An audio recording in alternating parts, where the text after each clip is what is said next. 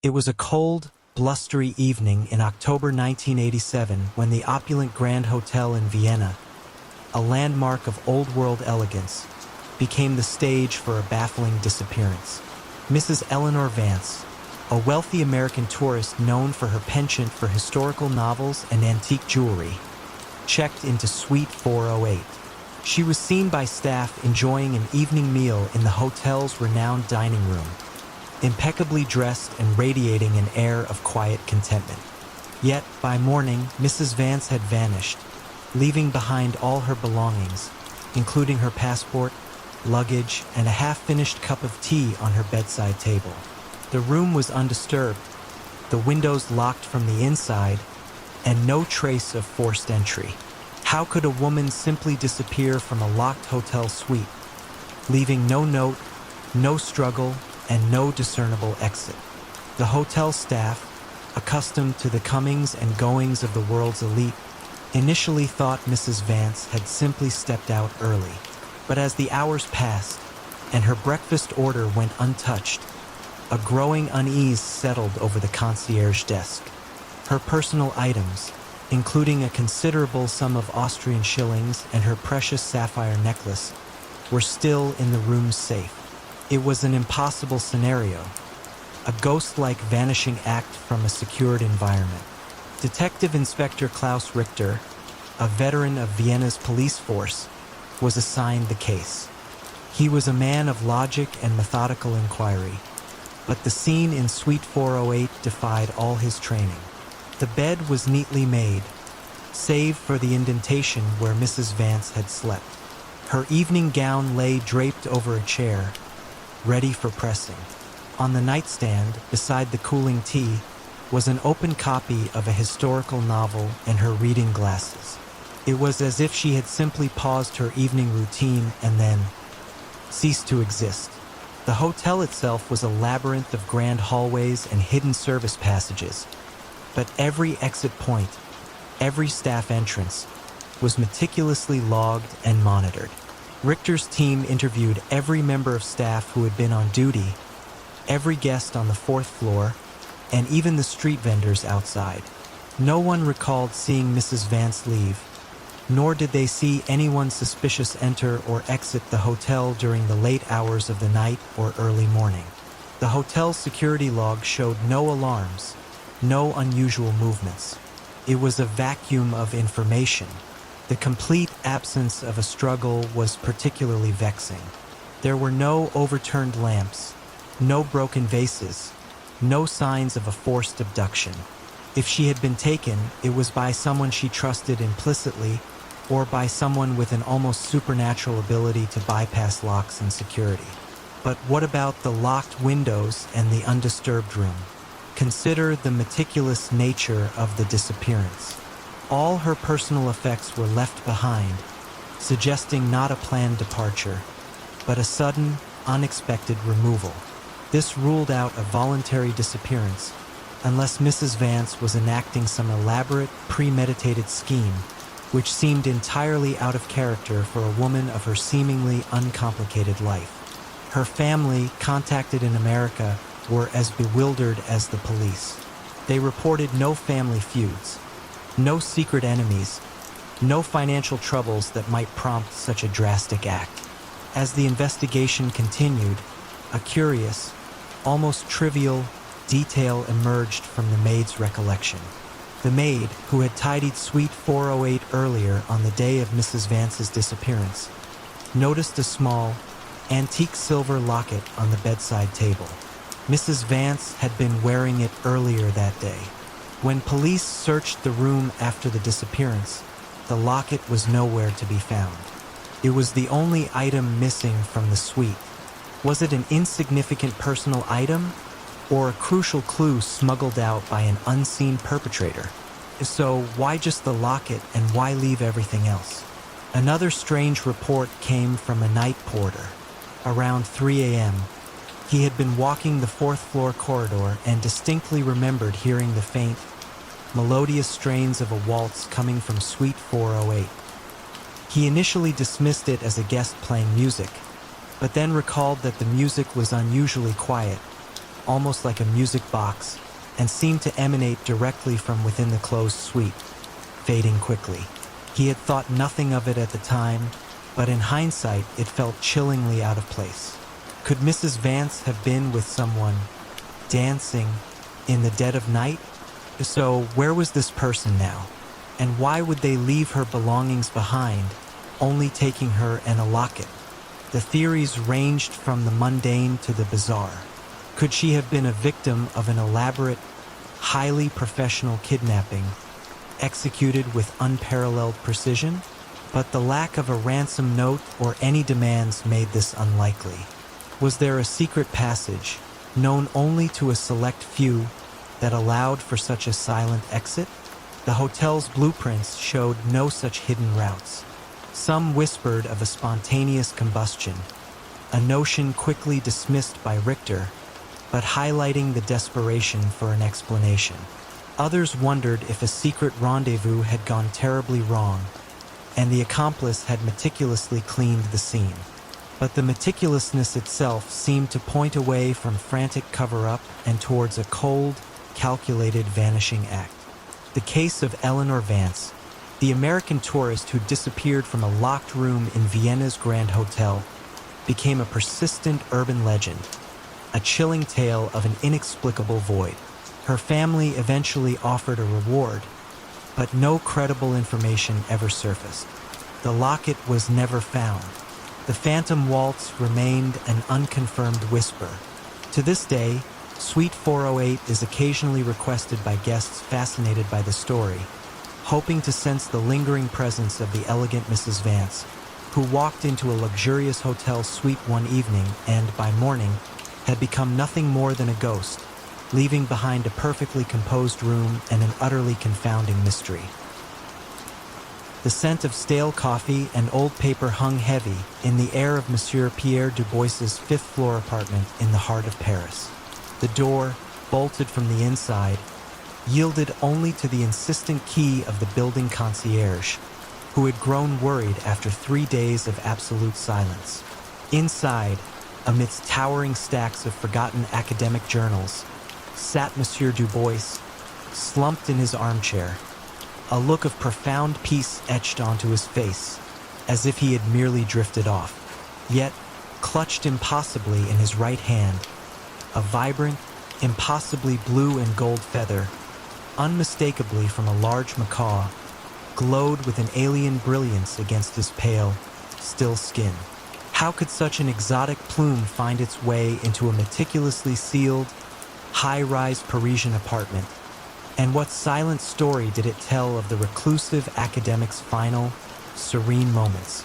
It was a gray morning in March of 1954, the kind of Parisian day that felt perpetually on the verge of rain. Madame Dubois, the building's concierge, a woman of formidable presence and an even more formidable sense of duty, had tried knocking on Monsieur Pierre Dubois's door for 2 days. The retired professor of ancient history was a creature of habit. His morning papers arrived precisely at 7, his evening stroll precisely at 6. When both routines were broken and calls went unanswered, Madame Dubois felt the cold tendrils of dread curl in her stomach. With the help of a locksmith, a process that took an unusually long time due to the sturdy, old-fashioned bolt, they finally gained entry. The apartment itself was a testament to a life lived among ideas rather than people. Bookshelves groaned under their weight, spilling over into precarious towers on the floor. Dust motes danced in the slivers of light that penetrated the drawn curtains. And there, in his favorite worn armchair, sat the professor. He appeared to have passed peacefully, perhaps in his sleep.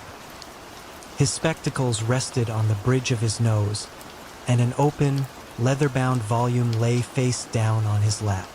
It was a scene of tranquil departure, save for one profoundly unsettling detail. Inspector Marcel Girard, a man with a quiet intensity and a mind that savored complexity, arrived an hour later. He surveyed the scene, his gaze lingering on the professor, then on the feather.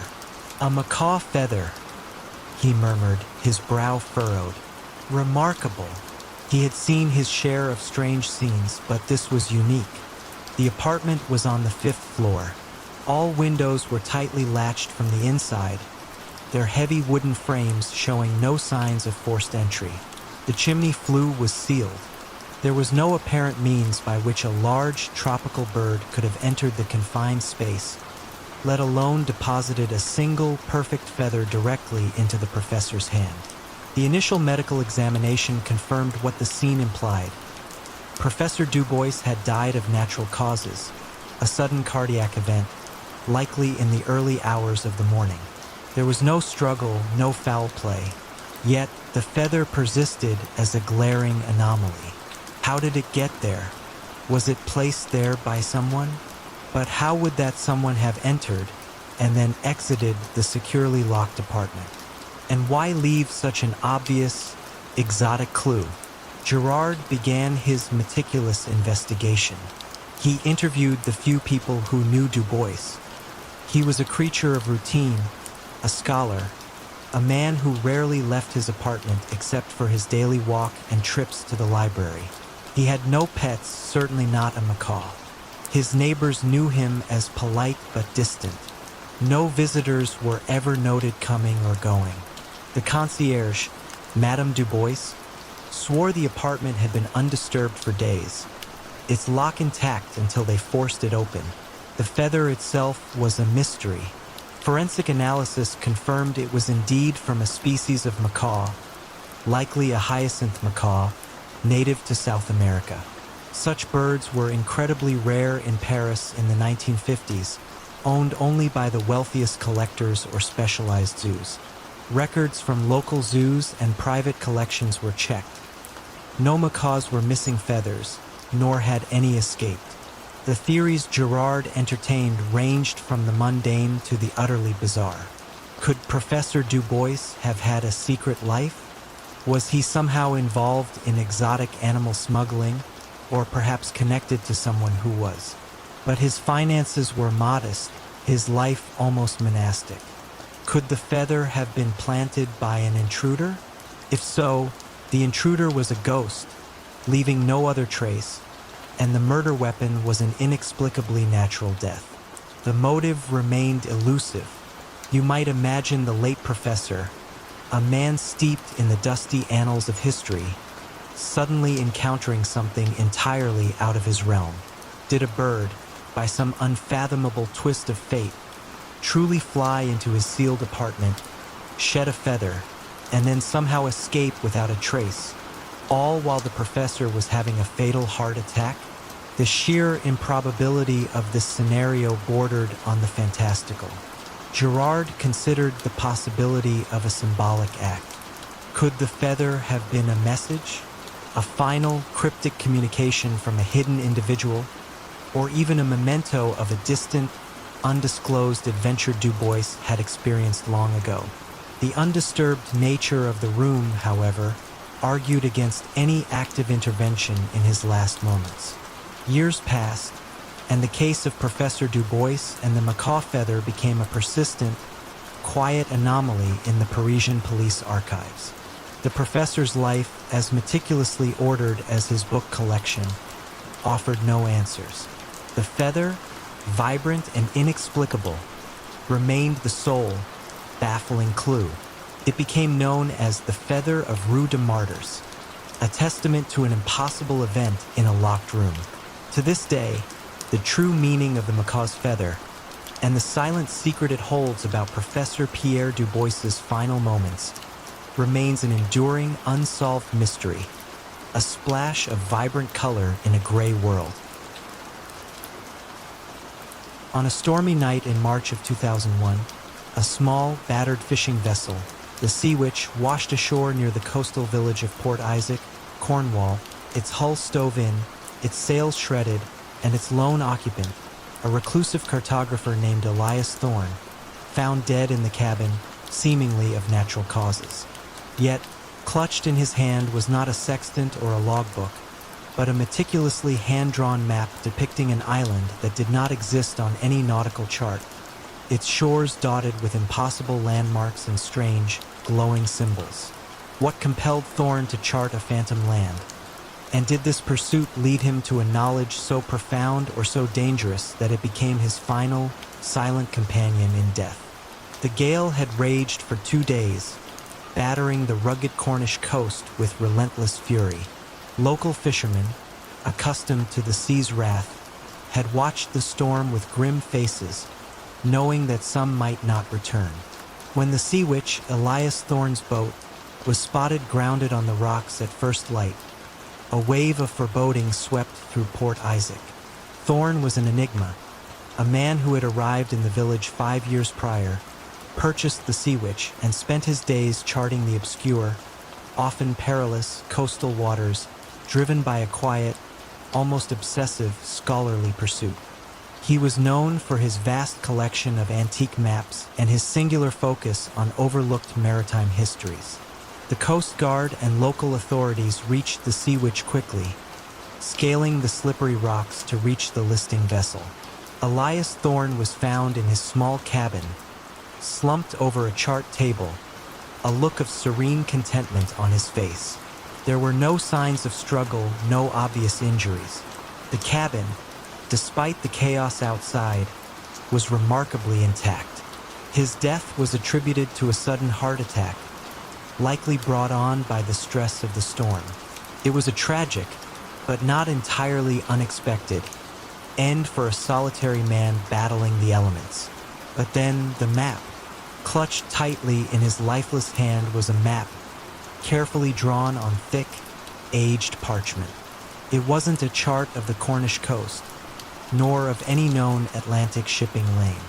It depicted an island roughly oval in shape, adorned with incredibly detailed topographical features. Towering, impossibly sharp peaks, deeply carved fjords, and a network of winding rivers. Along its coastline, marked with astonishing precision, were strange landmarks. A monolithic stone archway emitting a faint glow, a forest of trees unlike any known species, and a series of geometric structures that resembled no human architecture. Intricate, luminous symbols, resembling neither compass roses nor navigational markers, were dotted across its surface, pulsating with a faint, almost ethereal blue light. Detective Inspector Eleanor Vance, a woman known for her keen intellect and refusal to dismiss the unusual, took charge of the scene. The Sea Witch was thoroughly searched. Her logbooks, filled with precise astronomical calculations and tidal observations, confirmed Thorne's rigorous, almost obsessive, charting habits. But there was no mention of this phantom island. His other maps, a collection of historical charts and obscure hydrographic surveys, provided no precursor to this strange creation. The map was immediately sent to cartographic experts and naval intelligence. Their findings were unanimous and baffling. The island did not exist. There was no landmass in the Atlantic, or indeed anywhere else, that matched the precise coordinates and topographical details Elias Thorne had so painstakingly rendered. The strange symbols, when analyzed, revealed no discernible pattern or code based on known human languages or mathematical systems. They seemed to be an intrinsic part of the island itself, radiating a light that, though only drawn, felt strangely real. Inspector Vance interviewed the few people in Port Isaac who knew Thorne. They described him as a quiet, intensely focused man, consumed by his maps and old maritime lore. He had spoken occasionally of undiscovered waters and the whispers of the deep, but these had been dismissed as the poetic musings of an eccentric scholar. He had no known family, no close friends. He bought supplies, worked on his boat, and occasionally took long, solitary voyages. Could the map be a sophisticated forgery, a fantastical work of fiction created by Thorne? While his artistic skill was evident, the precision of the topographical detail, the complex interplay of features, and the internal consistency of the symbols suggested something far beyond mere imagination. It felt real, even if the island itself was not. One intriguing theory emerged. Thorne might have been pursuing a long-lost legend, perhaps a hidden island known only to ancient mariners or obscure cults. The glowing archway, the unique flora, the enigmatic symbols, they hinted at something ancient, possibly mystical. Had Thorne, through his meticulous research of forgotten texts and whispered folklore, discovered the theoretical location of such a place and spent his final voyage attempting to find it? The Sea Witch's damaged hull and shredded sails spoke of a desperate struggle against the storm, perhaps a final, futile push towards an impossible destination. Another, more unsettling, possibility suggested that Thorne had indeed found something. Not necessarily a physical island, but perhaps an anomaly, a temporal or spatial distortion at sea, which manifested as the Phantom Island in his mind. The map, then, was not a chart of a physical place, but a record of an experience beyond human comprehension, an encounter that perhaps overwhelmed him. His serene death could be interpreted as the peace of a man who had finally seen what he sought, or perhaps what he was never meant to see. To this day, the map of the unseen island remains a profound mystery, carefully preserved in a file in the Cornish police archives. The Sea Witch was eventually salvaged and sold, but the legend of Elias Thorne, the cartographer who charted a phantom land, endures in Port Isaac, a testament to a man whose final journey led him to an impossible destination and a knowledge that he took with him into the deep, silent sea. On a rain-swept highway in rural Ohio, amidst the twisted wreckage of a single-car accident, lay the body of David Peterson, a traveling salesman whose career was built on constant communication. His car had veered inexplicably off the road, striking an ancient oak with fatal force. Yet, the black rotary-dial telephone, perfectly preserved and inexplicably warm, found clutched in his dead hand. A telephone disconnected from any network, its cord severed, posed a chilling question. Who was David Peterson speaking to in his final moments? And what urgent, unheard message did that phantom call attempt to convey before his inexplicable crash? It was a Tuesday night in November of 1971, a night when the world outside was a blur of driving rain and oppressive darkness.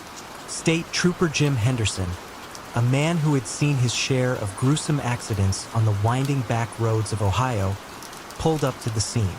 The headlights of his patrol car cut through the gloom, illuminating the crumpled husk of a Ford Pinto, its front end accordion folded around the unyielding trunk of a massive oak tree.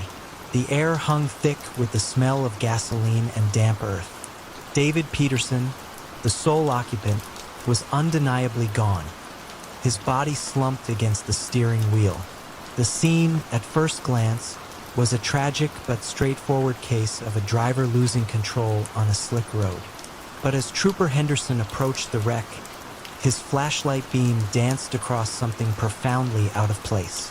Clutched tightly in Peterson's left hand, amidst the broken glass and twisted metal, was a black, old-fashioned rotary-dial telephone.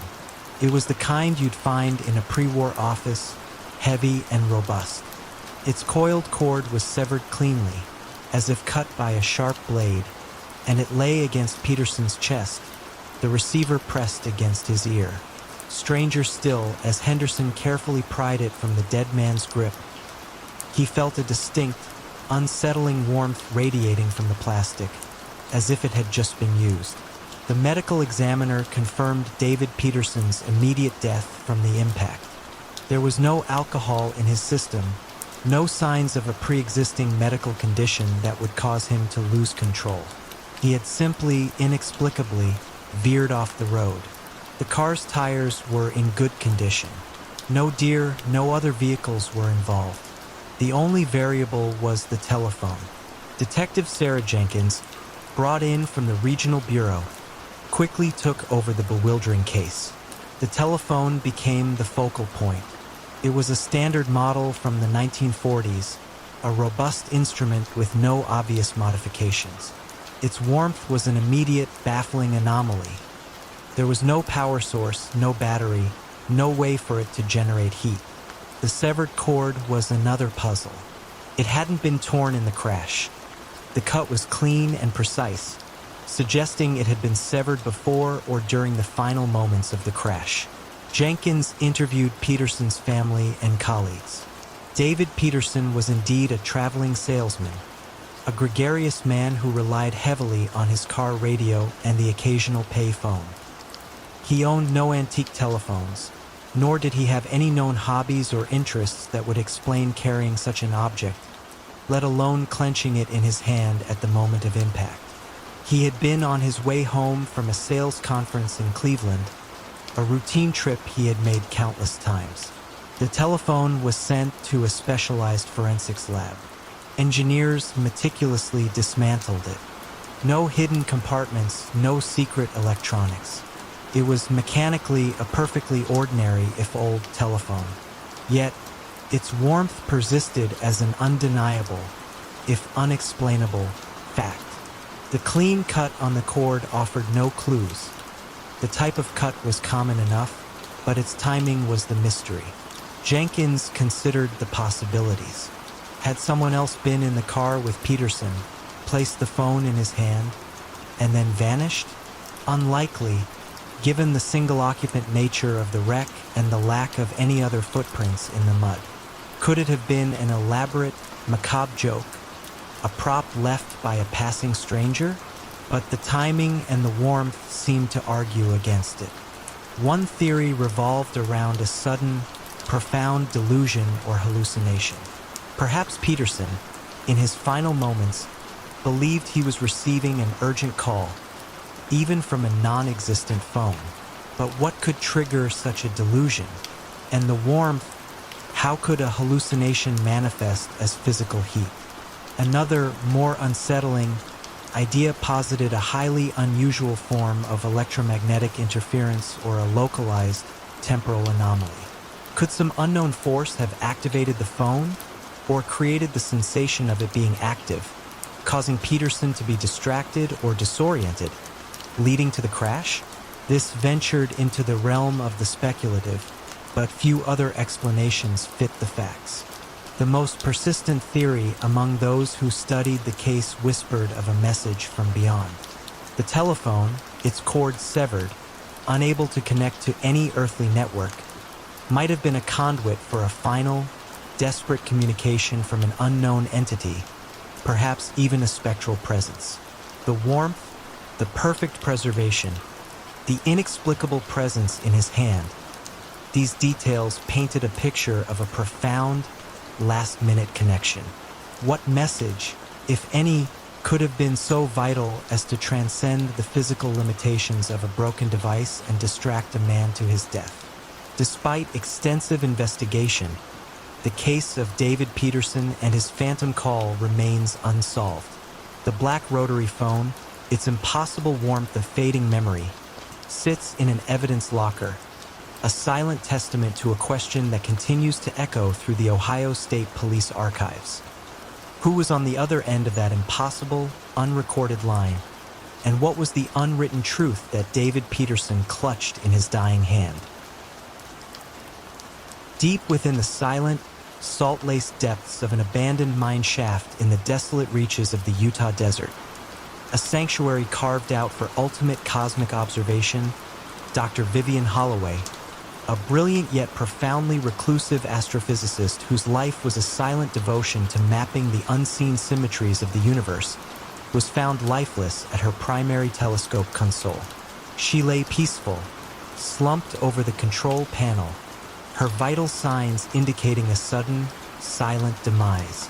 Yet, the vast, multi-panel display before her, tuned to the deepest reaches of the cosmic void, broadcast a single, perfectly rendered, constantly shifting image. A hyperconstellation of impossible galaxies and nebulae, its features subtly morphing, breathing with an internal light, defying every known astronomical chart and the very laws of celestial mechanics. What impossible cosmos had Dr. Holloway finally glimpsed? And what profound, living truth did this alien map reveal about her final, tranquil moments? It was a stark, almost lunar landscape above ground in November of 2018 when the university's emergency response team finally breached the blast-proof entrance to the Observatory Zero. Dr. Vivian Holloway had chosen this abandoned salt mine for its unparalleled shielding from light and radio interference, creating a subterranean haven for pure cosmic reception. Her bi-monthly data uplink, usually a torrent of complex astronomical data, had ceased abruptly 3 weeks prior. Professor Elias Vance, her former mentor and the only person with override codes, felt a cold dread as he guided the team down the winding access tunnel. The airlock door, usually hermetically sealed, was slightly ajar, a faint, unsettling hum emanating from within. Inside, the vast subterranean chamber was cool and silent, save for the low thrum of the supercomputers and the gentle whir of cooling fans. Dr. Holloway sat hunched over the control panel of her primary optical telescope, her head resting on her arms, a look of profound serenity on her face. Her high-resolution monitors, usually filled with statistical readouts and spectral analyses, glowed with an utterly different kind of light. She appeared to have simply drifted off mid-observation. The emergency medical technician, accustomed to the raw chaos of accidents, noted the utter stillness of the scene.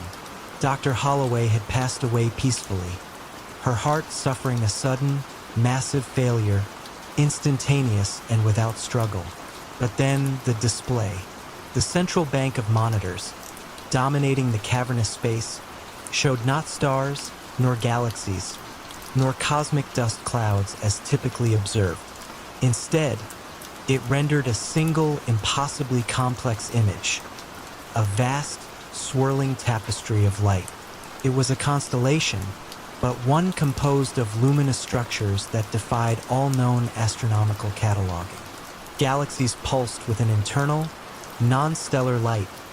Nebulae shifted their forms like living entities, and clusters of stars rearranged themselves into symmetrical patterns that were both alien and breathtakingly beautiful.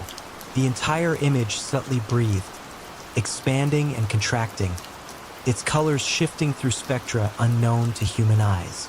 It was a living map, constantly redrawing itself, revealing structures that were simultaneously too vast to comprehend and too intricate to be accidental. It was the universe, but not as we knew it. Detective Commander Anya Sharma, from the Regional Investigations Unit, was called to the scene. She stood before the shimmering display, her pragmatic mind struggling to reconcile what her eyes were seeing. The image was perfectly stable, utterly devoid of artifact or static. It was not a recording. It was a live feed from the colossal, custom-built telescope. Its sensors pointed directly into a patch of cosmic void previously believed to be empty. Astrophysicists from NASA and international observatories were brought in. Their findings were immediate and baffling. The light wavelengths, the energy signatures, the sheer scale of the structures depicted on the screen defied every known law of physics and cosmology. The patterns displayed impossible symmetries, geometries that could only exist in higher dimensions, rendered somehow visible. The stars and galaxies within this living constellation moved with a fluidity that disregarded gravity, light speed, or any known form of cosmic evolution. It was an anomaly of a magnitude never before conceived. Dr. Holloway's journals, meticulously kept and filled with dense equations and philosophical musings on the dark flow and the cosmic web, offered tantalizing clues. She had spent years theorizing about non-baryonic structures and self-organizing cosmic intelligences dwelling in the universe's vast, empty spaces. Her most recent entries grew increasingly abstract, speaking of a whisper from the deep void, a pattern in the background radiation that was too perfect, and finally, a breakthrough in her proprietary filters that allowed her to peel back the veil. Her last entry, scrawled with an almost frenzied excitement, simply read, "It is not empty, it lives, and it is speaking." Theories multiplied, each more profound than the last. Had Dr. Holloway, in her relentless pursuit, stumbled upon a true cosmic entity, a living universe or an intelligence so vast it communicated through the very fabric of space-time, and her telescope had become its receiver? Could the sheer influx of such profound, unearthly information have overwhelmed her mind, leading to her peaceful demise? The serene look on her face suggested not terror, but perhaps a final, ultimate understanding, the culmination of a lifelong quest to hear the universe's true voice. Or, more unsettlingly, could the living constellation be a map to something, a guide to a reality beyond our own, a final invitation extended to the human mind capable of perceiving it? Despite exhaustive investigation, the origin and nature of the living constellation remained an enduring enigma. The patch of sky it depicted remained, to all other telescopes, a perfectly unremarkable void. The image, its impossible geometry still shimmering and breathing on the secured monitors, was eventually stored in a highly specialized, shielded database, its profound secrets locked away. To this day, the case of Dr. Vivian Holloway remains a profound mystery, a chilling testament to the boundaries of human knowledge and perception, and a silent, luminous echo of a truth that perhaps was never meant for human eyes. In the ancient, mist-shrouded heart of Eldoria Forest, a vast, primeval wilderness tucked away in the Pacific Northwest, Dr. Evelyn Reed, a reclusive botanist whose life was a quiet devotion to the planet's unseen flora, was found lifeless in her hidden cabin. Her meticulous journals lay open, filled with detailed sketches of known species, but beside her, on a scarred wooden table, lay a single, impossibly vibrant flower, its petals pulsating with an ethereal, internal light unlike any known to science. What impossible botanical secret had Dr. Reed discovered in her solitary vigil? And what silent, luminous truth did this alien bloom reveal about her final, profound moments? It was a crisp, clear morning in September of 2012 when rangers on a routine patrol stumbled upon the overgrown path leading to Dr. Reed's cabin. For years, Evelyn Reed had been a quiet legend among the scientific community, her groundbreaking discoveries often made from the solitude of her self-imposed exile deep within the protected forest.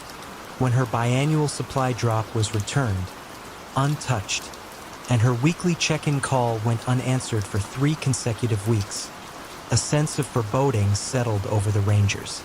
The cabin, a small, meticulously organized haven amidst the wild, felt unnaturally silent. Its single door was latched from the inside, its windows sealed. Forensic technician Mark Jenkins, accustomed to the silence of the forest, entered the cabin cautiously. The air inside was cool, carrying the faint, sweet scent of damp earth and something else, something subtly floral and utterly unique. Dr. Reed sat at her heavy oak desk, her head resting gently on an open journal, a look of profound wonder etched onto her face, as if she had simply drifted off in the midst of a beautiful dream. An open thermos of tea stood beside her, still emitting a faint wisp of steam, defying the cold. She had died, as the later autopsy confirmed, of a sudden, severe cerebral hemorrhage, a quiet, instantaneous end. But then Mark saw it. Next to her hand, on a small, polished slate, lay a single flower. It was exquisite, perhaps 6 inches across, with intricate, overlapping petals of a deep, velvety violet. Yet, the most striking feature was its inner luminescence. A soft, rhythmic blue light pulsed from the very heart of the bloom, illuminating the desktop with an otherworldly glow. It was unlike any flower he, or indeed any botanist consulted, had ever seen. There were no stamens, no pistils, no visible means of reproduction. Simply glowed. Detective Inspector Lena Hansen, a seasoned investigator from the Regional Bureau, quickly arrived. The cabin was a testament to Dr. Reed's methodical life. Shelves were lined with neatly cataloged specimens, geological samples, and her countless journals. The journal beneath Dr. Reed's head was open to a meticulously detailed drawing of the very flower now glowing beside her. The drawing was labeled simply, "The Bloom Lumen Ignis." Her final entry, dated the day of her death, was written in a steady hand, bordering on ecstatic. After years of whispers, of chasing the impossible, it has revealed itself. The light, it is more than I ever imagined. A true singularity. The entry ended abruptly mid-sentence, almost as if she had been interrupted by the very phenomenon she was describing. The luminescent flower became the central enigma. Botanists from around the world were consulted. They confirmed that its cellular structure, while plant-like, was entirely unique, defying classification into any known family, genus, or species.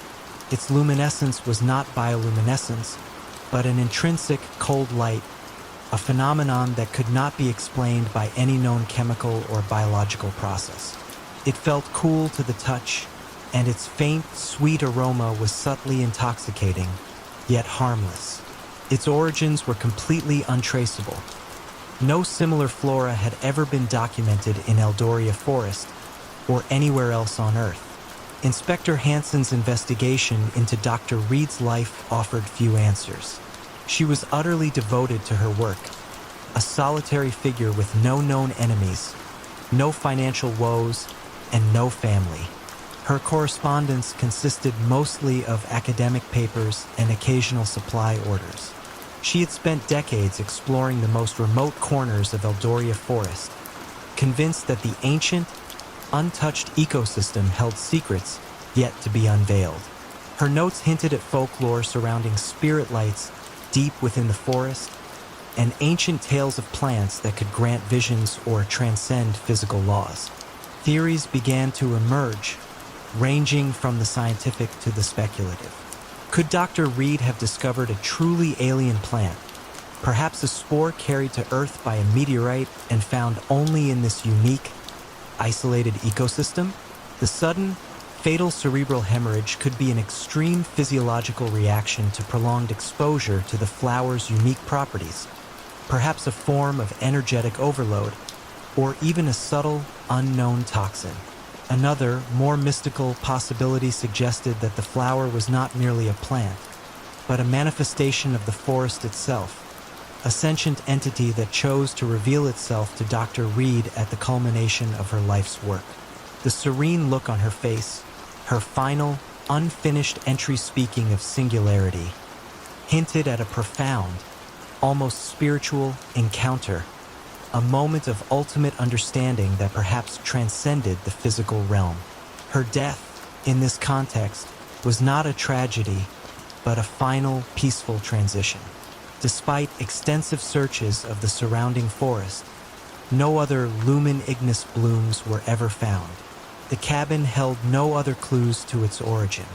The glowing flower, its soft light still pulsating, was eventually placed in a specialized, darkened vault, its unique properties continuing to baffle scientists.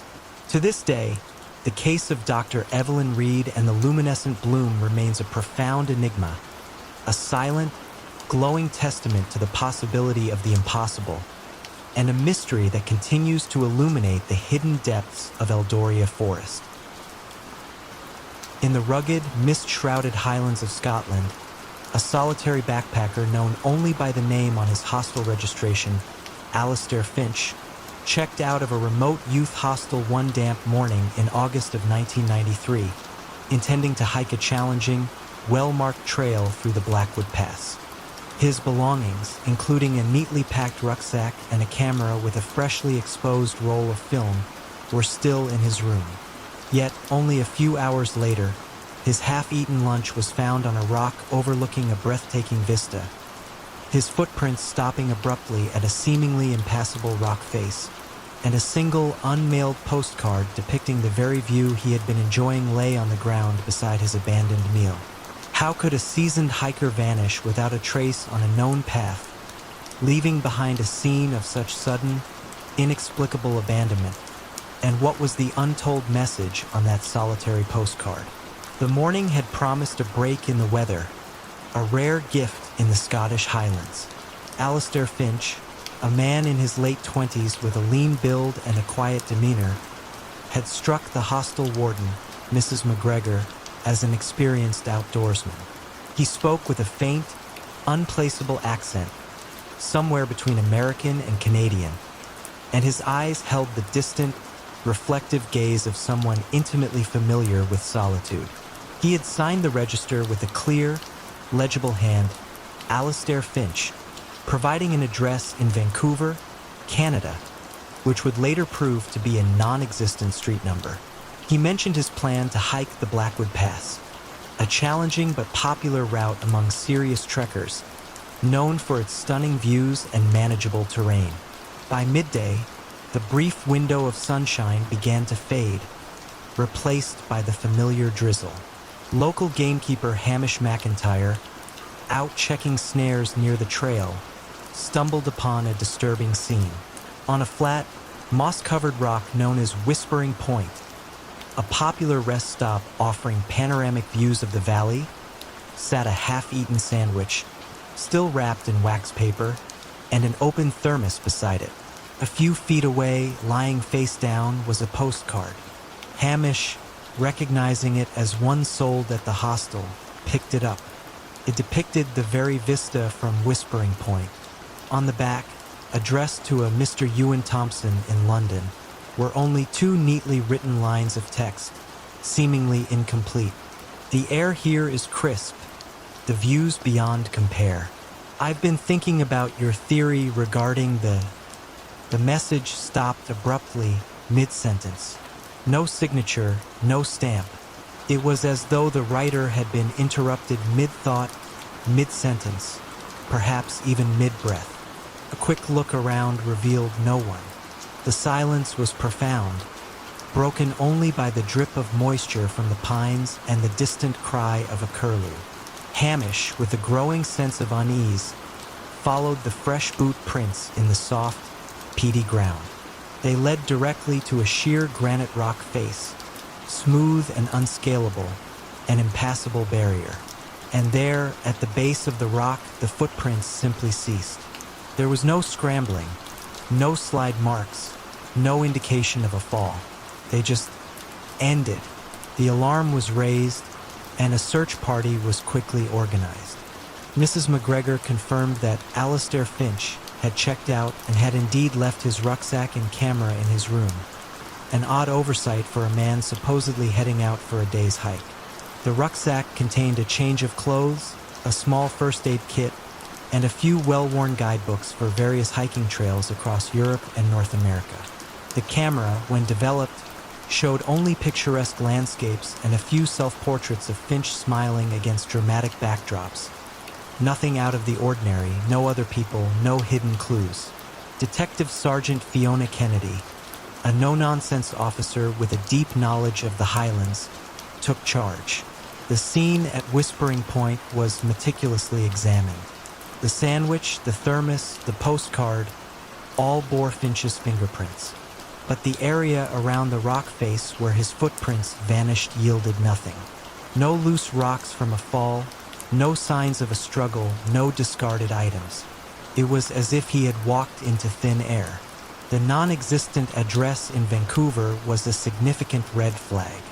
Attempts to trace Alistair Finch through other means, dental records, common databases, international police networks, proved fruitless.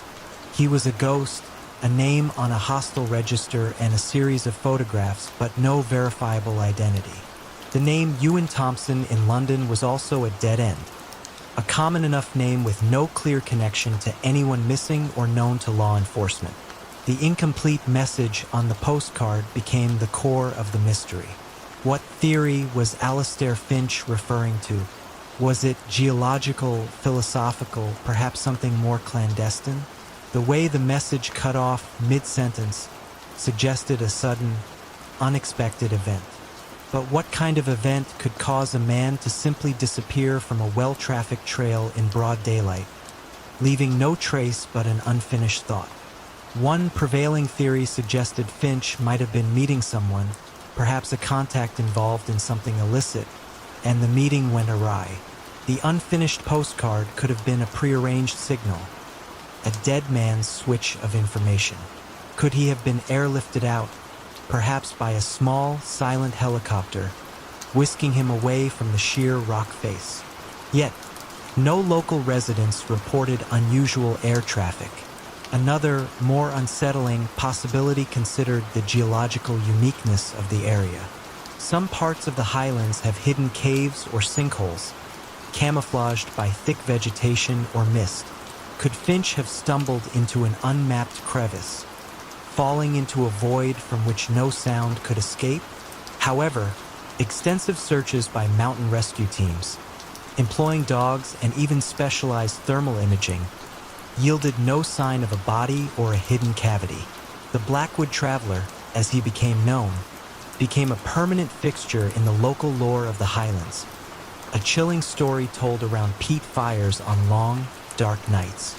The unmailed postcard, its incomplete sentence hanging in the air like an unanswered question, remained the only tangible clue to a man who literally walked out of existence, leaving behind a silence as vast and impenetrable as the Scottish mountains themselves. To this day, the question of what theory Alastair Finch was pondering, and what fate befell him at the impassable rock face, remains a haunting, unsolved riddle. On a blustery November morning in 1958, a lone fisherman discovered a man's body washed ashore on a desolate stretch of the Scottish coast, seemingly untouched by the rough sea, impeccably dressed, and with not a single piece of identification. How could a man appear so perfectly placed, yet utterly unidentifiable? And what was the meaning of the cryptic sequence of letters found meticulously sewn into the lining of his overcoat? The air tasted of salt and impending rain as Angus MacLeod, a man whose life was dictated by the tides, steered his small boat towards the familiar, rugged cliffs of Caithness.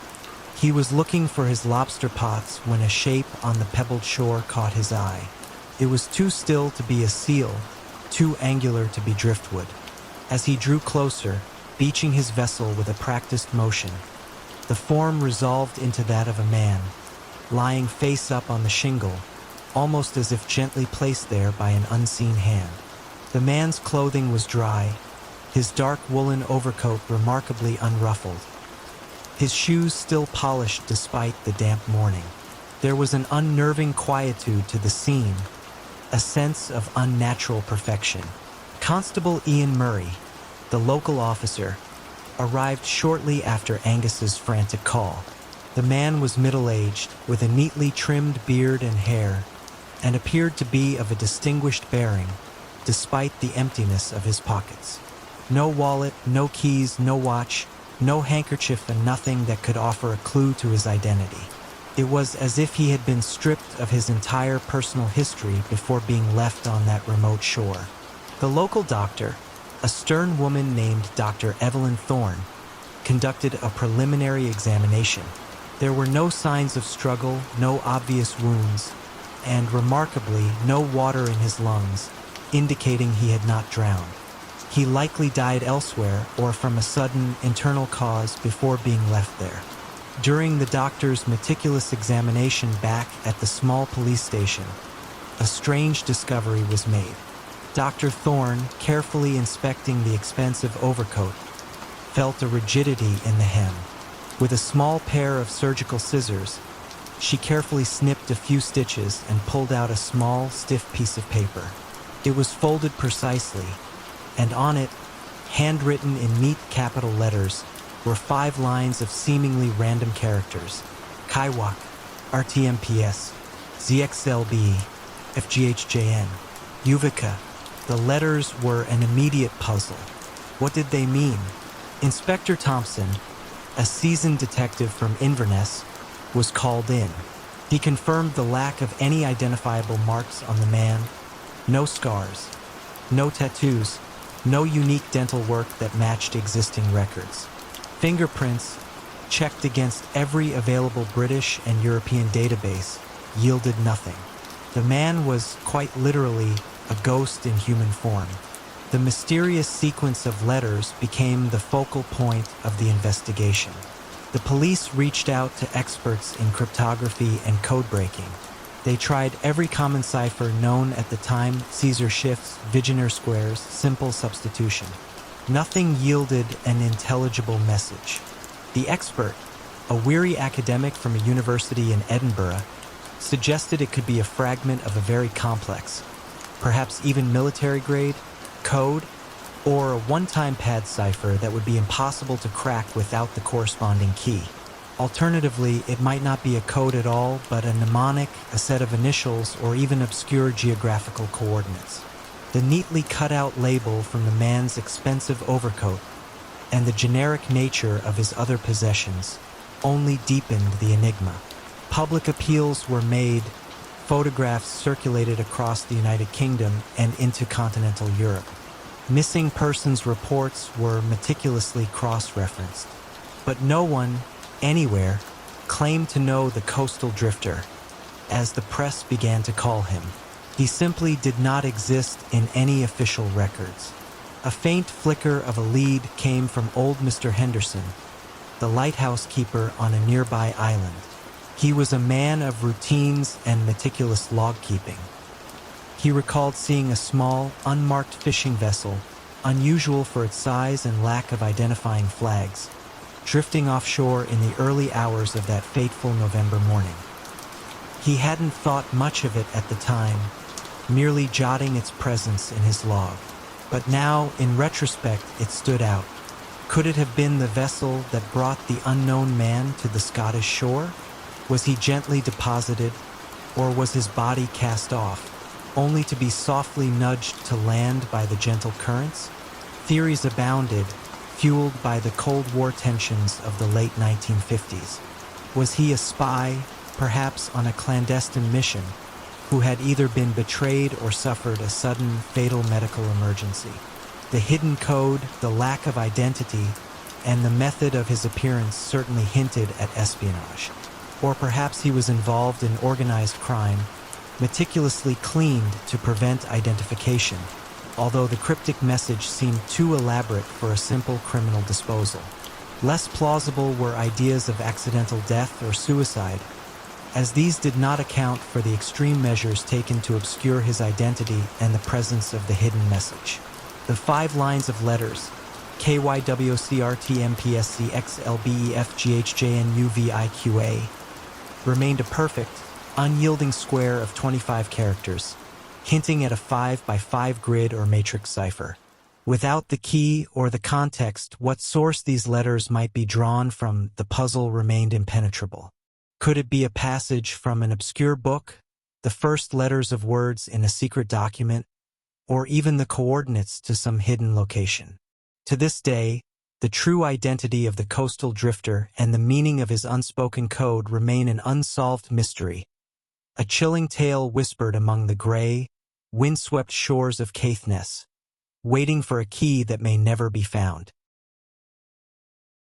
In the tranquil spring of 1965, the remote Vermont community of Oakhaven began to notice a subtle yet persistent disturbance. A low, resonant hum, barely audible at first, seemed to emanate from somewhere deep within the earth, growing steadily over weeks until it permeated every quiet corner of their lives. What was the true source of this unnerving, pervasive vibration, and why did it seem to be intimately connected to the sudden, inexplicable disappearance of the town's most brilliant, yet reclusive resident? Oakhaven was a place largely untouched by the wider world, a self-sufficient village where time seemed to move at a gentler pace. Its isolation was part of its charm, a quietude broken only by the chirping of crickets or the rustle of leaves. So, when the hum began, it was easily dismissed. A distant logging truck, perhaps. A new generator at the power station miles away. But as days turned into weeks, the hum deepened, gaining a strange, almost organic quality. It wasn't a mechanical whir. It was a low, vibrational thrum that seemed to sink into the very bones, particularly noticeable in the dead of night, when all other sounds had faded. Some likened it to a giant, unseen bell resonating beneath the granite foundations of the Green Mountains. Sheriff Marty Green, a pragmatic woman new to Oakhaven, initially received complaints with a polite skepticism. Farmers reported their livestock acting strangely, dogs howling at the empty sky, birds taking erratic flight patterns. Residents spoke of sleepless nights, a constant pressure behind their ears, and a vague sense of unease. Marty, however, couldn't hear it herself, at least not at first. Her predecessor, Sheriff Thorne, had often spoken of the town's resident genius, Dr. Alastair Finch, as a man whose brilliance bordered on eccentricity.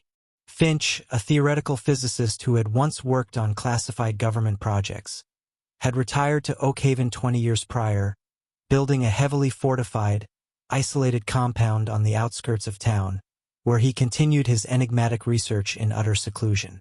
It was when the hum became undeniable, even to Marty, that her attention turned to Dr. Finch. The hum was now a constant, palpable presence, vibrating through the floors of the general store, rattling loose panes of glass in older homes. And it seemed strongest, almost overwhelmingly so, near Finch's heavily wooded property. Local gossip, already prone to exaggeration when it came to Finch, began to suggest he was somehow involved, his strange experiments perhaps having gone awry. You might imagine the townspeople's growing frustration, their simple lives now shadowed by this unseen, unheard by some phenomenon. Marty decided a visit to Dr. Finch was in order, despite his well-known aversion to visitors. On a crisp May morning, she drove the winding, gravel road to his estate. The hum grew steadily louder with every mile, becoming a deep, low throb that resonated through the metal of her patrol car. As she approached the formidable gates of his compound, the sound was intense, a physical presence that seemed to push against her eardrums. The gates were unusually ajar. A sense of quiet desolation hung over the property, rather than the usual hum of unseen machinery. Marty pushed the heavy oak front door, finding it unlocked. "Dr. Finch?" she called out, her voice swallowed by the oppressive silence within, a silence made all the more profound by the thrumming that still vibrated through the floorboards beneath her feet. The house was dark, the curtains drawn. Finch's lab, a chaotic marvel of wires, glowing tubes, and half-assembled contraptions, was strangely still. A bank of power generators, usually whirring, were silent, yet the pervasive hum of the ground seemed to amplify here, a low groan rising from beneath the very floor. Dr. Finch was nowhere to be found. His expensive scientific instruments lay untouched, his desk covered in complex mathematical equations scrawled on loose sheets of paper. But in the center of a large circular workbench, amidst soldering irons and oscilloscopes, was a peculiar half-built device.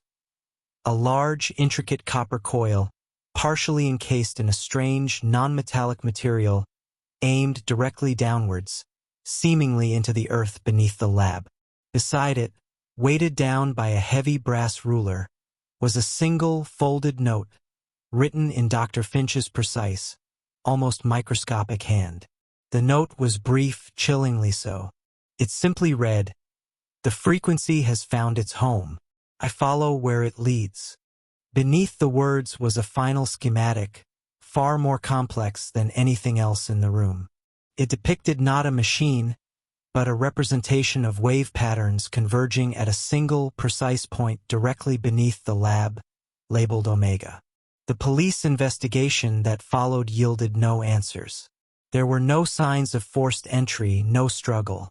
Dr. Finch's car was still in the garage. His finances were in order. It was as if he had simply walked into the earth, following the very hum that had consumed Oakhaven. His cryptic note, and the half-built device pointing downwards, only deepened the enigma. For another week, the hum persisted, peaking in intensity around Finch's abandoned compound, almost vibrating the remaining windows out of their frames. Then, as suddenly as it had arrived, it began to wane, slowly at first, then fading entirely over 2 days, leaving Oakhaven in an unsettling, almost deafening silence. The relief was palpable, but it was tinged with a profound sense of bewilderment and loss. Was Dr. Finch driven to madness by some unseen, geological phenomenon, believing it to be a call only he could answer? Or had his decades of esoteric research finally allowed him to tap into a genuine, unknown natural resonance, perhaps even a pathway to another dimension or a deeper layer of reality, and he had simply stepped through? His final known moments were spent in frantic, isolated work, chasing a frequency that only he seemed truly attuned to, leaving behind a legacy of unanswered questions and a chilling note. The case of Dr. Alastair Finch and the Oakhaven hum remains a haunting testament to the boundaries of human knowledge and the profound secrets that may lie just beneath our feet. The old Elmwood Manor, shrouded in climbing ivy and whispered tales, stood silently on a secluded hill overlooking the sleepy English village of Ashworth. It had been unoccupied for decades, its grandeur slowly succumbing to the creeping embrace of nature and neglect.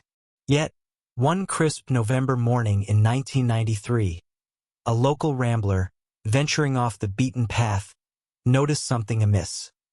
A faint light glowing from an upper window, a sight impossible given the manor's long abandonment and lack of electricity. What or who was illuminating the long darkened halls of Elmwood? And what forgotten tragedy was about to reveal itself within its decaying walls? Curiosity, a potent force in quiet villages, quickly spread. Constable Ben Carter, a young officer whose biggest cases usually involved stray sheep, was dispatched to investigate. The air around the manor was still and cold, carrying the damp scent of fallen leaves. As he approached the imposing oak front door, which stood slightly ajar, the faint light vanished. The silence that followed was profound, broken only by the creak of the ancient timbers and the rustle of leaves underfoot. Stepping inside, Carter found himself in a vast, dust-choked hall, the once opulent tapestries now ragged shrouds. Yet, there was a strange warmth in the air, a distinct absence of the pervasive cold that permeated the rest of the derelict house. He ascended the grand, sweeping staircase, its banisters smooth with age, towards the source of the fleeting light.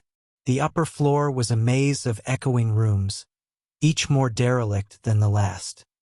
He eventually located the room with the illuminated window, a master bedroom, still furnished with a 4-poster bed and a dressing table, though everything was covered in a thick layer of dust.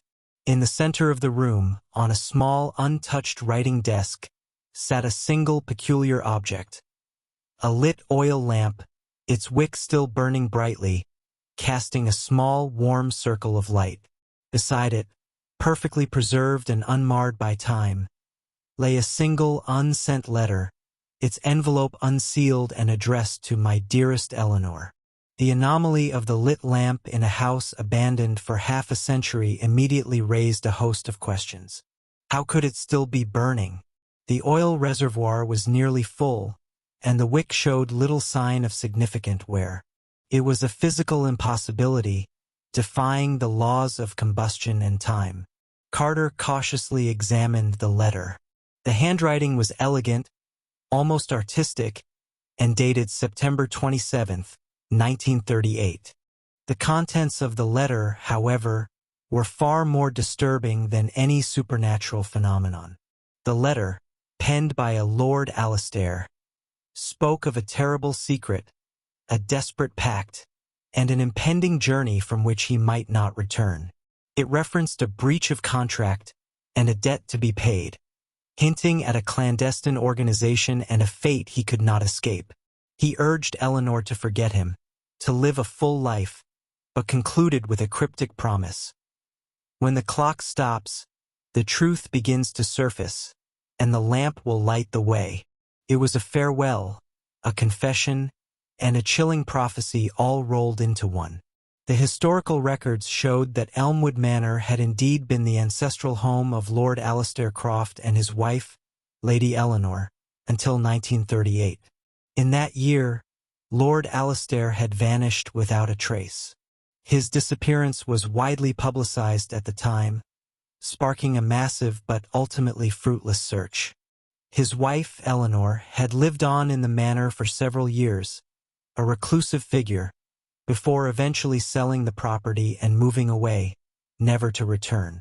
The official conclusion was that Lord Alastair had absconded due to mounting debts or perhaps eloped with a secret lover, though no evidence ever supported these theories. The local police contacted forensic experts, baffled by the lamp. They found no discernible trickery, no hidden fuel lines, no advanced mechanism. It was simply an antique oil lamp, functioning as it should, yet its continuous burn for decades was utterly unexplainable.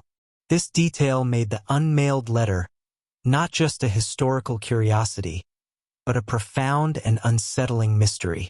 Think of the layers of this enigma.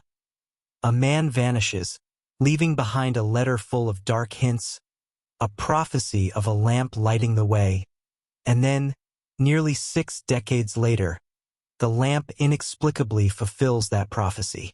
The clock stopping mentioned in the letter also became a point of morbid fascination. The grandfather clock in the manor's main hall had indeed stopped at precisely 3 o'clock, its pendulum frozen decades ago.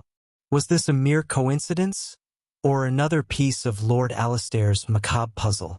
The theories around Lord Alastair's disappearance, once confined to mundane explanations, now took on a more sinister hue. Was he a victim of a secret society, silenced for his transgressions, his body perhaps hidden somewhere within the vast estate? Or was he involved in espionage, his debt a reference to national secrets, forcing him into a permanent disappearance? The elegance of the letter and the chilling precision of the prophecy suggested a man who knew his fate, who understood he was walking into an inescapable trap. The last known moments of Lord Alastair Croft, according to his staff at the time, involved him returning from London late one evening, agitated and withdrawn. He had spent hours in his study, writing before dismissing everyone for the night. He was never seen again. The unmailed letter was his final communication, a chilling echo from the past, waiting for the precise, impossible moment to reveal itself. The mystery of Elmwood Manor, the phantom light, and the unmailed letter of Lord Alastair Croft continued to haunt Ashworth. The manor, once merely abandoned, now felt imbued with a spectral presence, a silent sentinel holding the secrets of a vanishing man. The lamp was eventually taken for further study, but its impossible burn remained unexplained.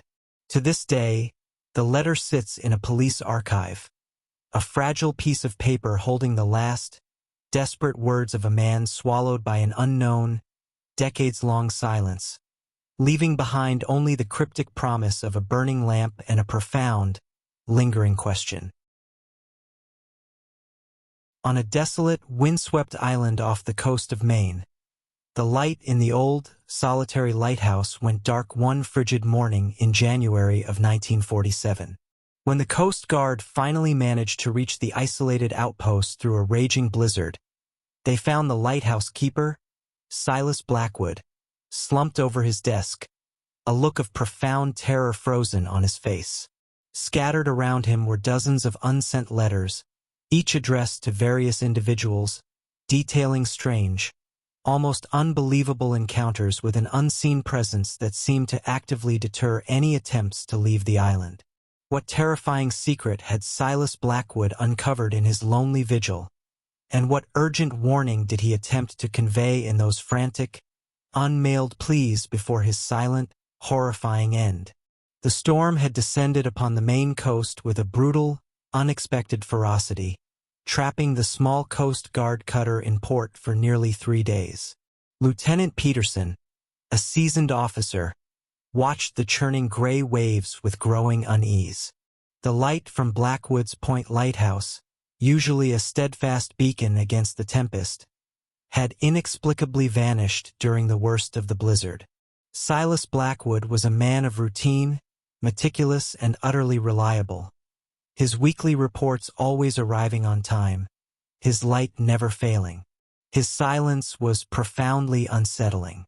When the cutter finally broke through the treacherous swells and reached the rocky shores of Blackwood's Point, the scene was one of desolate beauty and profound stillness. The lighthouse stood stark against the snow-laden landscape, its beacon a dark, silent eye. The door to the keeper's dwelling was partially ajar, rattling faintly in the biting wind. Peterson and his men entered cautiously, their boots crunching on the frozen floorboards. The air inside was stale, heavy with the scent of lamp oil and an undeniable chill that seemed to emanate from something deeper than the cold outside. Silas Blackwood sat at his desk, his hand still gripping a pen, his body rigid, his eyes wide with an expression of stark, almost primal terror. He appeared to have died instantaneously, his heart seemingly stopped by an immense shock. His skin was pale, not from the cold, but from an underlying pallor that hinted at a profound, inner dread. Scattered across the desk and spilling onto the floor were dozens of envelopes, each addressed to different recipients, family members, old friends, even his former commanding officer from the war. None had been stamped, none had been sent. Peterson carefully gathered them. The contents, when read, sent a shiver down his spine that had nothing to do with the freezing air. The letters, dated over the past 2 weeks, detailed a chilling progression of events. Initially, Blackwood wrote of strange, unidentifiable noises echoing from the rock formations below the lighthouse. Sounds like a mournful wail, not of the wind, nor of the sea. Then came the inexplicable malfunctions.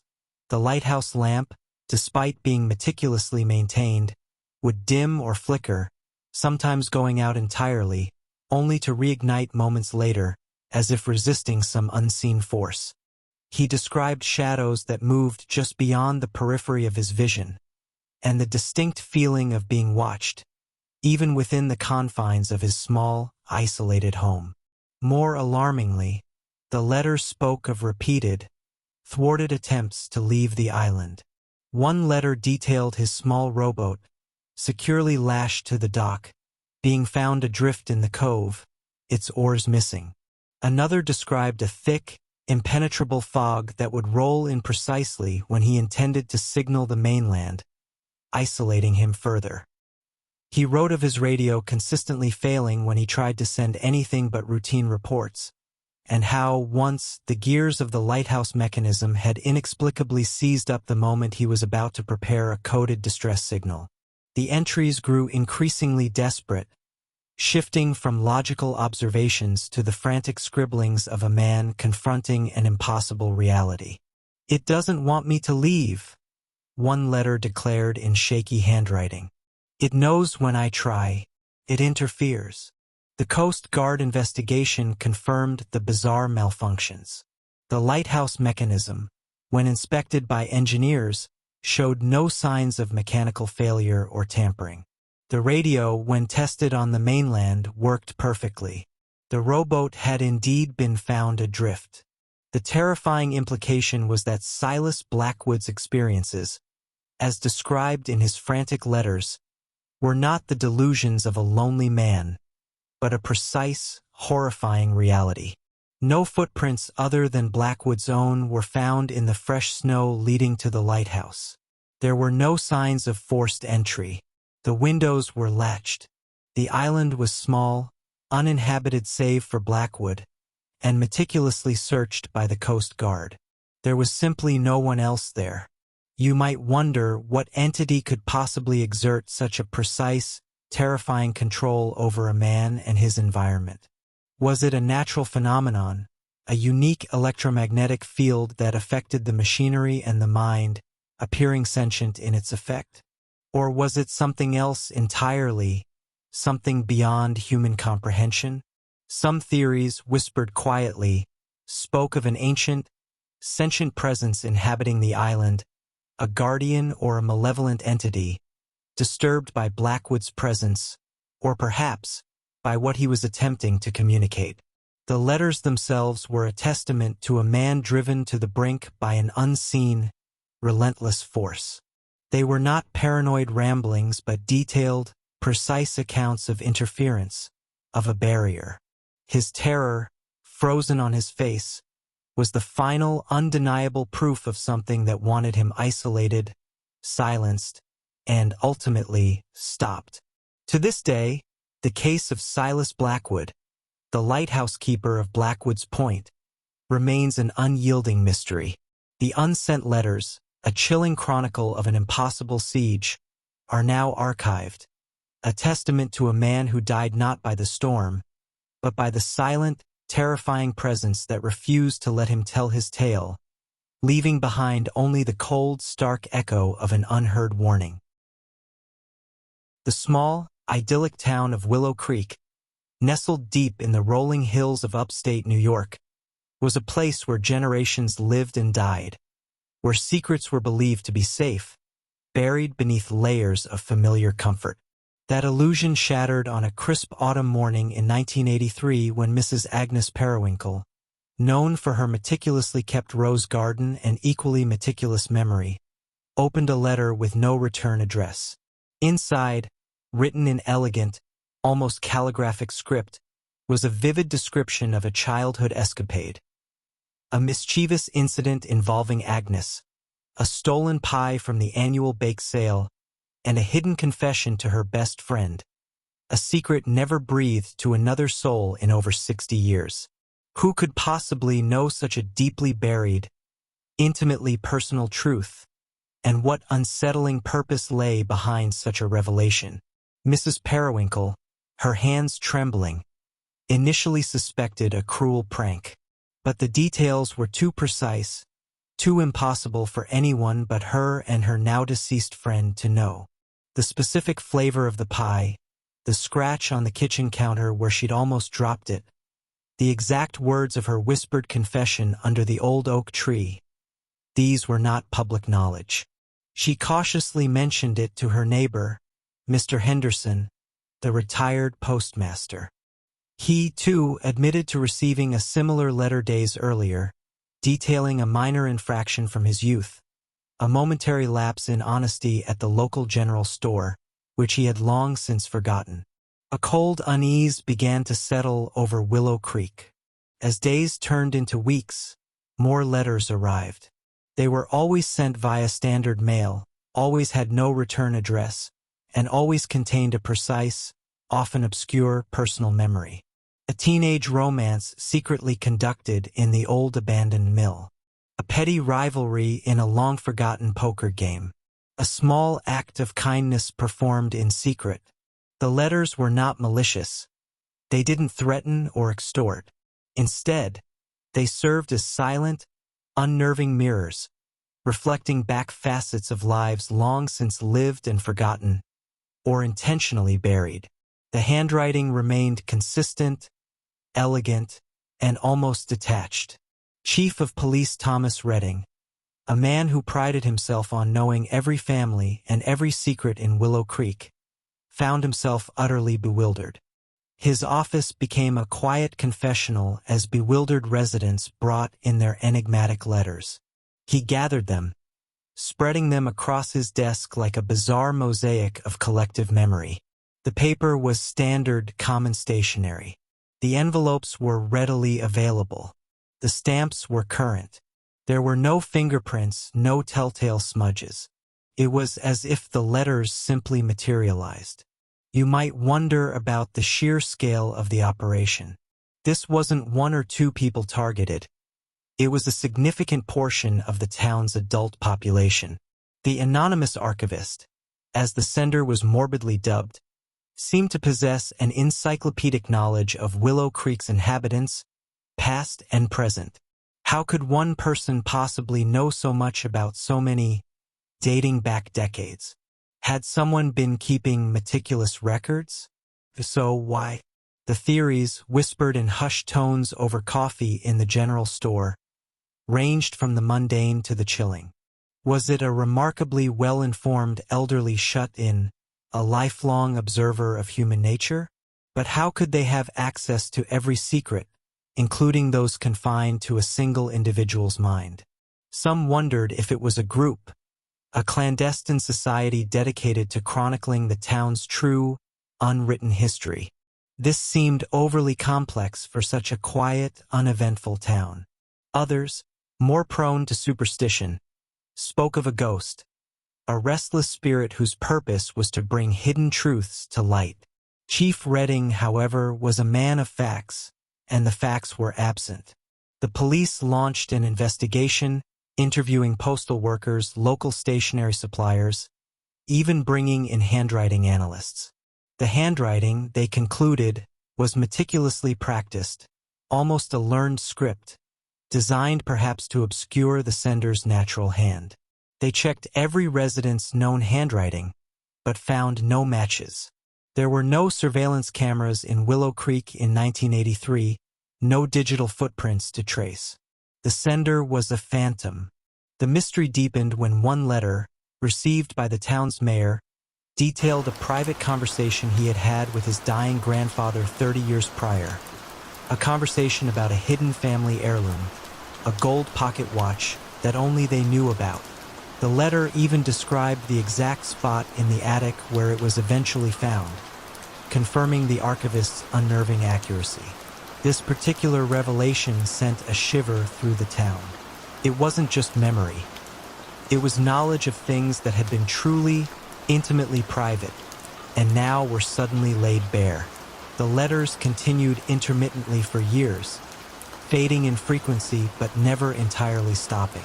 They became a silent, omnipresent force in Willow Creek, a constant reminder that someone was watching, someone new. The fear eventually subsided into a strange, uneasy acceptance. The anonymous archivist was never identified. No one ever saw anyone suspicious at the post office. No car parked oddly near the mailboxes. The letters simply appeared, delivered by the postman, bringing their quiet, unnerving revelations. The final known message sent to Chief Redding himself, received shortly before his retirement in the late 1990s, was perhaps the most poignant. It described a small, unacknowledged act of kindness he had performed for a lonely old woman many years ago, an act he had truly forgotten. The letter concluded with a single, typewritten line. Unlike the usual script, some truths are better shared. The case of the anonymous archivist of Willow Creek remains open, a permanent fixture in the local police files. To this day, the collected letters are a testament to an unseen presence, a silent chronicler who wove together the hidden threads of a small town's past, leaving behind only the profound, lingering question of their identity and the true meaning of their impossible knowledge. In the unforgiving vastness of the North Atlantic, far from established shipping lanes, a chilling anomaly began to haunt the airwaves in the early spring of 1963. Radio operators across a wide swath of the ocean, from seasoned merchant marine crews to isolated weather stations in the Arctic Circle, reported picking up a faint, repetitive distress signal. It was a clear, human voice, speaking in what sounded like accented Russian, repeating a series of numbers and a desperate plea for help. Yet, despite extensive searches and the deployment of naval assets, no ship, no wreckage, and no person were ever located in the vast, empty expanse from which the signal seemed to originate.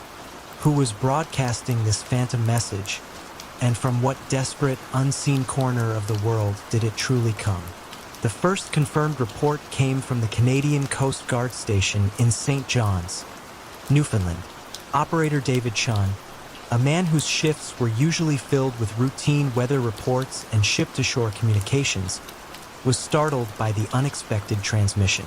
It was weak, almost swallowed by static, but unmistakably a human voice. He noted down the precise frequency and the approximate coordinates from which the signal appeared to emanate. Over the next few days, more reports trickled in, corroborating Chen's discovery. The voice, sometimes fading, sometimes eerily clear, repeated a sequence. 5-1-8-7-9. Help me. The ice. The ice. Followed by a short burst of what sounded like an undecipherable plea, concluding with Mikhail, Mikhail, before cycling back to the numbers. The North Atlantic, especially in spring, is a formidable place. Shifting ice flows, sudden squalls, and vast, empty stretches of ocean make any search operation a colossal undertaking. The Canadian and U.S. navies, alongside Coast Guard vessels, launched a coordinated search. Patrol planes flew grid patterns over the suspected origin area, and destroyers cut through the waves, their sonar pinging the depths. Days turned into a week, then two. The signal, however, remained. It was always there, sometimes stronger, sometimes barely audible, a ghostly whisper across the waves. Imagine the frustration of those involved. You have a clear, distinct voice, a plea for help, coordinates that consistently point to the same uninhabited stretch of ocean. Yet there is absolutely nothing. No debris, no lifeboats, no oil slicks, no telltale signs of a maritime disaster. It defied all logic. A ship, even a small one, leaves some trace when it vanishes. The language of the message added another layer of intrigue. The initial assessment was Russian. Intelligence agencies, particularly sensitive during the height of the Cold War, quickly became involved. Was this a Soviet vessel, perhaps a military one, that had gone down in secret? The Soviets, however, publicly denied any missing ships or submarines. Their own monitoring stations also reported picking up the signal, adding to the perplexing nature of the mystery. If it was a Soviet vessel, why deny it, especially when a rescue effort was clearly underway, even if unofficial? Investigators began to meticulously analyze the signal itself. It was consistently on a specific shortwave frequency, suggesting a deliberate broadcast rather than an accidental automated beacon. The voice itself was relatively young, perhaps in its late 20s or early 30s, with a distinct urgency that never wavered, even as the words repeated. The background noise, when discernible, seemed to suggest a cold, enclosed space, perhaps with the faint hum of machinery. But critically, there was no distortion, no crackle that might imply a broken antenna or damaged equipment. It was a clean, if faint, transmission. One compelling theory began to take shape among some of the more seasoned intelligence analysts. A pre-recorded loop.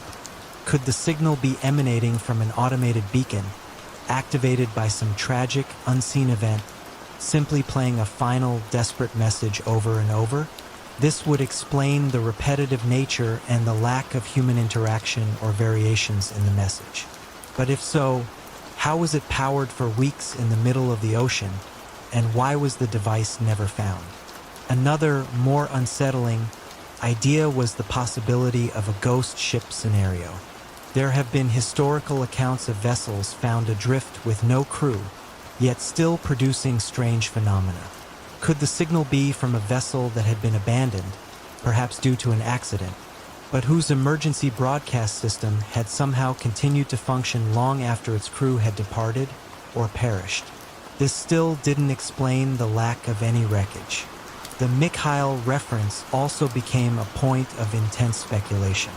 Was it the name of the ship, person, a password?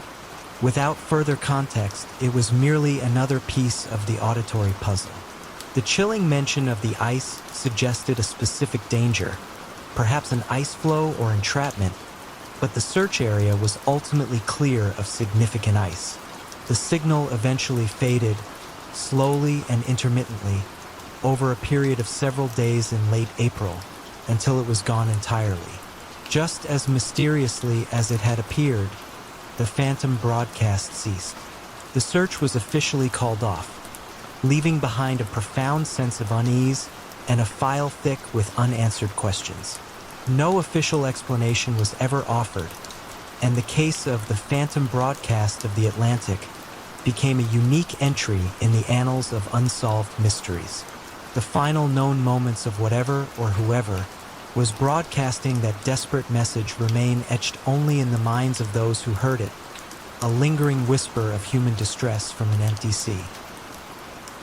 High in the remote, snow-capped peaks of the Swiss Alps, nestled within a stark, minimalist research station, Dr. Alistair Finch, a reclusive theoretical mathematician whose life was a silent devotion to the unobservable symmetries of higher dimensions, was found lifeless at his pristine desk. His passing was peaceful, his gaze fixed on a small, obsidian tablet in his hand.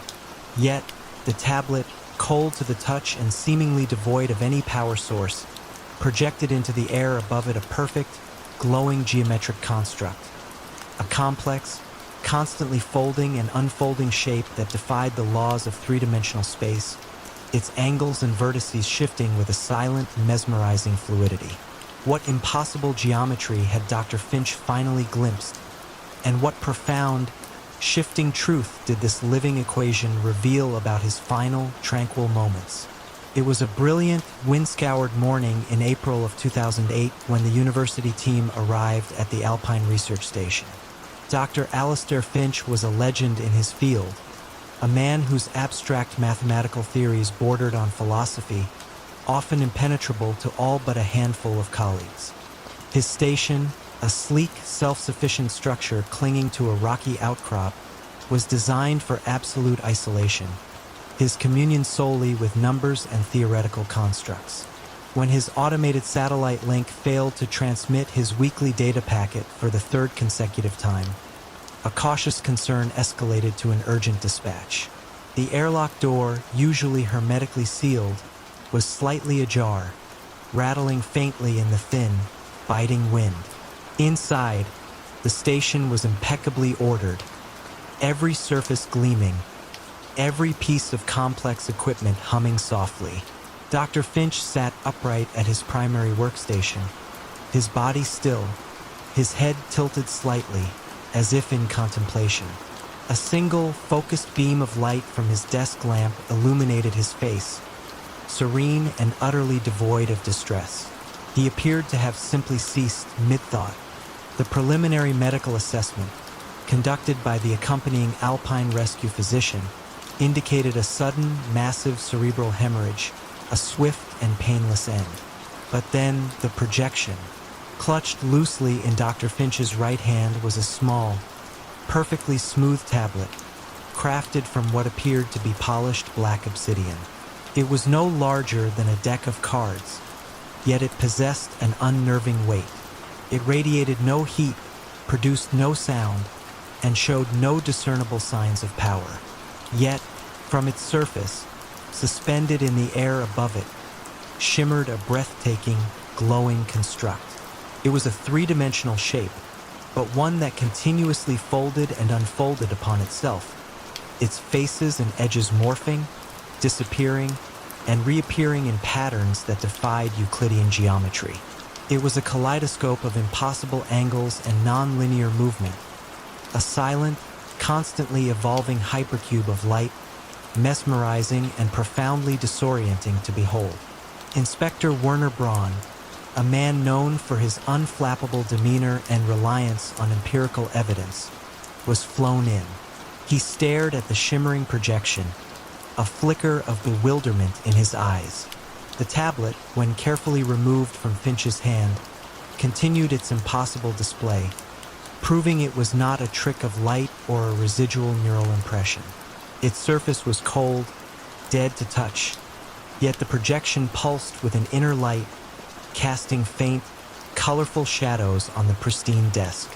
Mathematicians and theoretical physicists from Zurich and Geneva were immediately consulted. They analyzed the geometry projected from the tablet, frantically scribbling notes, their faces a mixture of awe and profound frustration. The construct embodied principles of non-manifold geometry, impossible tessellations, and what one physicist nervously described as a glimpse into a true higher dimension rendered visible.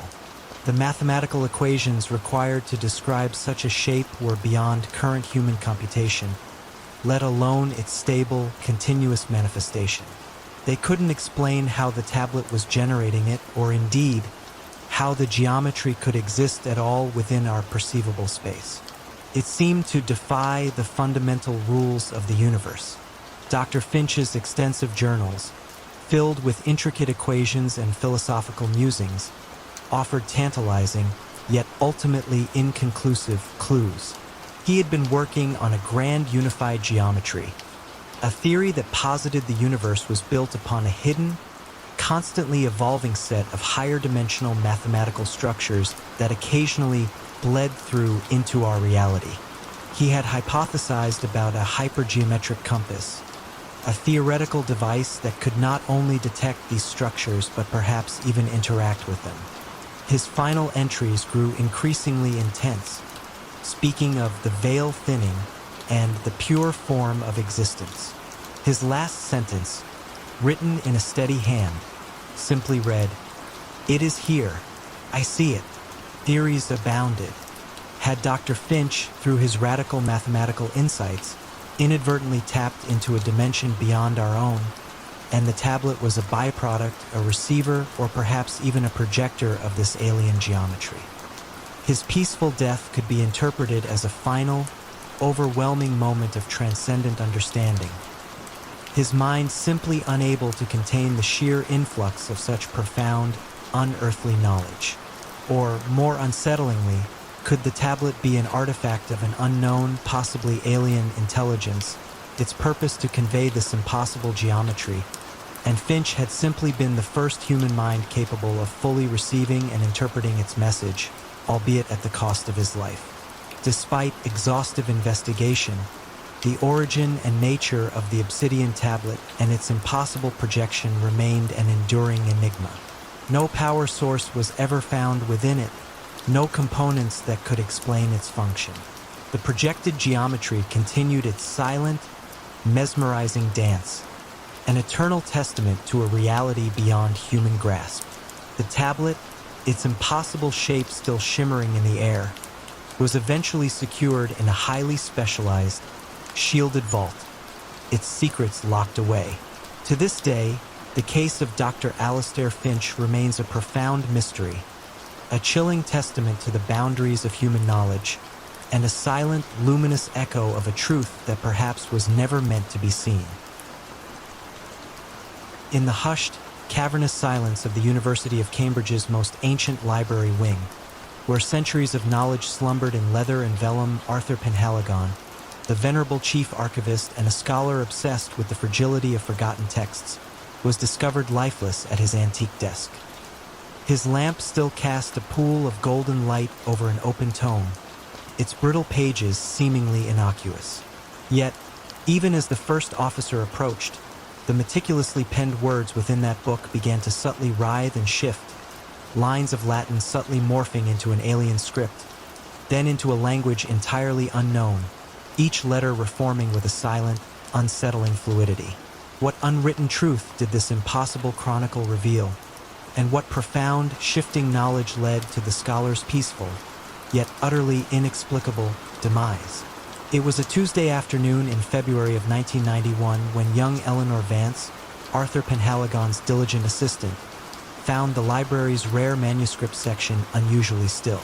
Arthur, a man whose life was a testament to meticulous order and the quiet reverence of the past, was always humming softly, or rustling papers, or murmuring to himself in forgotten tongues.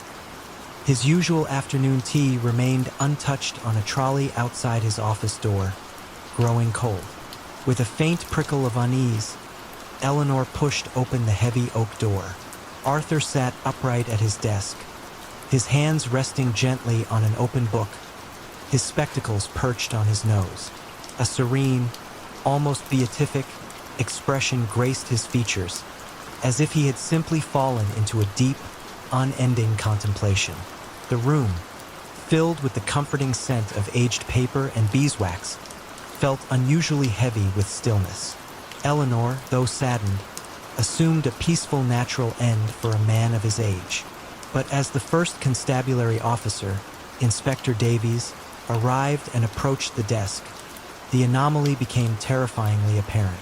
The book beneath Penhaligon's still hands was an anonymous 15th century Latin chronicle, its binding worn, its vellum pages yellowed with age. As Davies leaned closer, an impossible sight unfolded. The meticulously inked words on the open page were moving, not blurred, not fading, but subtly reshaping themselves. A sentence in classical Latin, perfectly legible a moment ago, began to distort, its letters elongating, curling, reforming into an elegant, flowing script utterly alien to human history, then slowly coalescing into patterns that resembled nothing so much as intricate, living fractals. The transformation was silent, continuous, and horrifyingly organic. The medical examiner confirmed Arthur Penhaligon had died of a sudden, massive stroke, likely instantaneous. There were no signs of struggle, no external trauma, no indications of foul play. His death was a natural one, save for the profoundly unnatural object clutched beneath his hands. Inspector Davies, a man of hard facts, found himself utterly bewildered by the shifting chronicle. He summoned the university's top philologists, paleographers, and even theoretical physicists. They watched, mesmerized and horrified, as the book's contents transformed before their eyes. The ink was not ink. Chemical analysis revealed no discernible pigment. The script seemed to be an inherent property of the vellum itself, its patterns continuously reforming, as if the very fibers of the page were alive with information. It was as if the book was rewriting itself, not page by page, but at a fundamental submolecular level. Initially, the text shifted between known ancient languages, brief fragments of Sumerian, then obscure runic chants, then forgotten Coptic hymns. But then, it would dissolve into the utterly alien, revealing symbols and glyphs that bore no resemblance to anything ever conceived by humanity, before subtly reforming into new, unrecognizable linguistic structures. It was a language that seemed to defy temporal and spatial boundaries, a constantly evolving lexicon of the impossible. Arthur Penhaligon's life, as meticulously catalogued as his archives, offered tantalizing yet frustrating clues. He had been quietly working on a long-term project, cataloging anomalous codices, texts that contained historical inconsistencies or baffling linguistic deviations.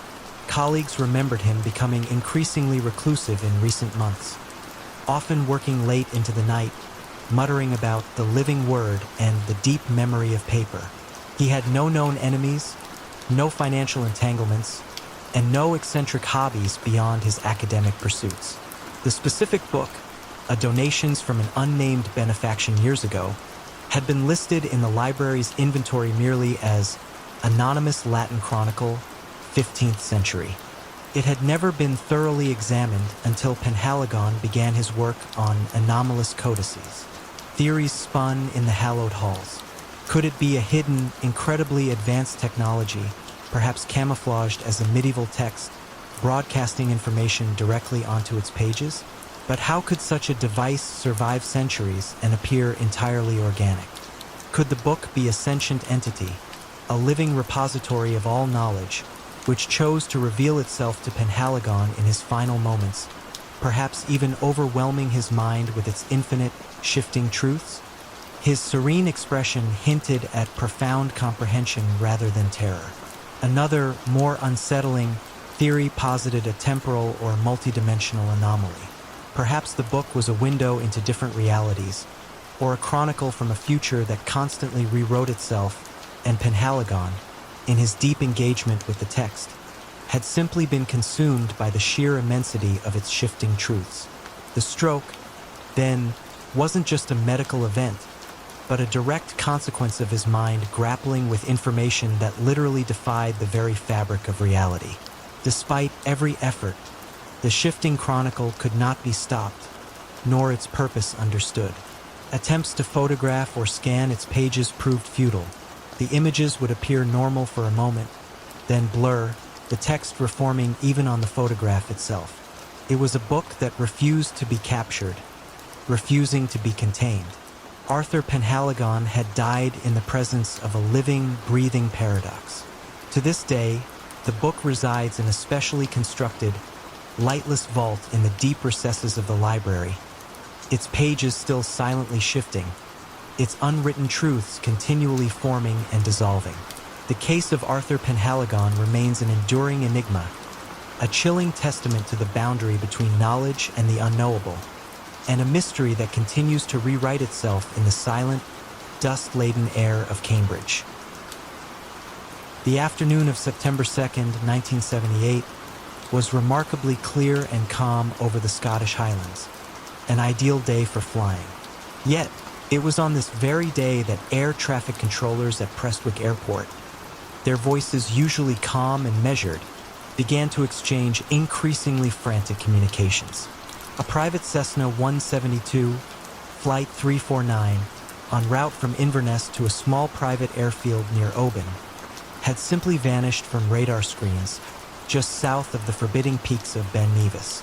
There had been no distress call, no sudden plunge, no indication of mechanical failure. It was as if the aircraft and its sole occupant, experienced pilot Captain Wallace Miller, had been swallowed by the very air. What force could have made an experienced pilot and a perfectly sound aircraft disappear so utterly, leaving behind no wreckage, no signal, no trace? The initial search operation was massive, involving Royal Air Force rescue helicopters, civilian mountain rescue teams, and local volunteers who knew the rugged terrain intimately. For days, the vast green-brown expanse of the highlands was scoured, from lochs to craggy peaks, from dense forests to open moorland. The weather held, offering perfect visibility, but the airwaves remained eerily silent from Flight 349.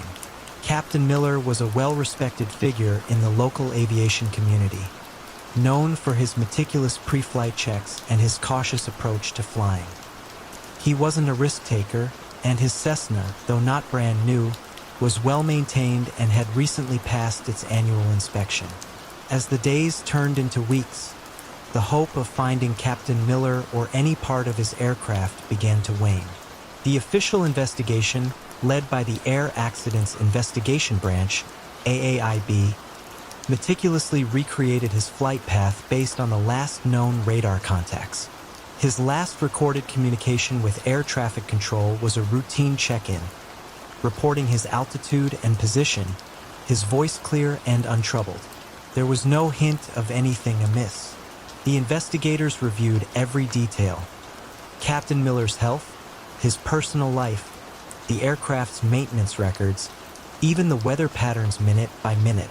All seemed perfectly normal, making the absence of any trace even more perplexing. Consider, for a moment, the vastness of the Scottish Highlands. Its peaks are ancient, its glens deep, and its wilderness can swallow secrets whole. Yet, a plane, even a small one, usually leaves some evidence. An oil slick on a lock, a scorch mark on a hillside, fragmented pieces of metal. For Flight 349, there was nothing. It was as if the aircraft had passed through a veil, transitioning from existence to non-existence without so much as a whisper. One intriguing, if fleeting, detail emerged from the control tower logs. Approximately 2 minutes before Flight 349's disappearance from radar, an air traffic controller reported a very faint, almost ghostly, secondary radar blip appearing momentarily near Flight 349's position. It was too weak to be a definitive aircraft signature, and it vanished almost immediately, attributed at the time to atmospheric interference or a transient radar anomaly. However, in the absence of any other explanation, some investigators privately wondered if it could have been another, unknown aircraft, perhaps flying without transponder, that somehow interacted with Flight 349. But if so, how and why? The theories that began to circulate among the public, and even quietly within some investigative circles, were varied and often unsettling. Was it a highly improbable, instantaneous mechanical failure that left no debris? Could Captain Miller have suffered a sudden, incapacitating medical event, sending the plane into a controlled glide that simply never ended in a crash, but rather a disappearance? Some speculated about a deliberate act, though Captain Miller had no known enemies, no financial woes, and no history of mental distress. The idea of an elaborate, perfect disappearance seemed too improbable for a man of his ordinary, contented life. The most persistent, and perhaps most disturbing, theory involved a phenomenon sometimes referred to as a ghost plane or a disappearing act. There have been extremely rare cases in aviation history where aircraft have seemingly vanished without a trace, leaving no wreckage. These cases often defy conventional explanation, pushing the boundaries of what is understood about flight and physics. Could Flight 349 have entered some unique atmospheric condition, a kind of unexplainable vortex that simply absorbed it? The notion sounds like something from a fantastical tale, yet with no physical evidence, the mind often grasps at the extraordinary to explain the impossible. Local folklore, too, began to intertwine with the mystery. Tales of ancient, unseen pathways in the mountains, of portals to other realms, were whispered among the villagers. While dismissed by the official inquiry, such stories speak to a deep human need to find meaning, even in the most baffling void. The AAIB concluded its official report years later with the term missing, presumed lost. It was a cold, clinical term for a profoundly unsettling absence. The report acknowledged the complete lack of wreckage or any physical evidence, stating that no probable cause for the disappearance could be determined. The case of Flight 349 became a permanent fixture in the roster of Britain's unsolved aviation mysteries. Captain Wallace Miller, the dependable pilot, simply flew into the clear Scottish sky one autumn afternoon and never returned.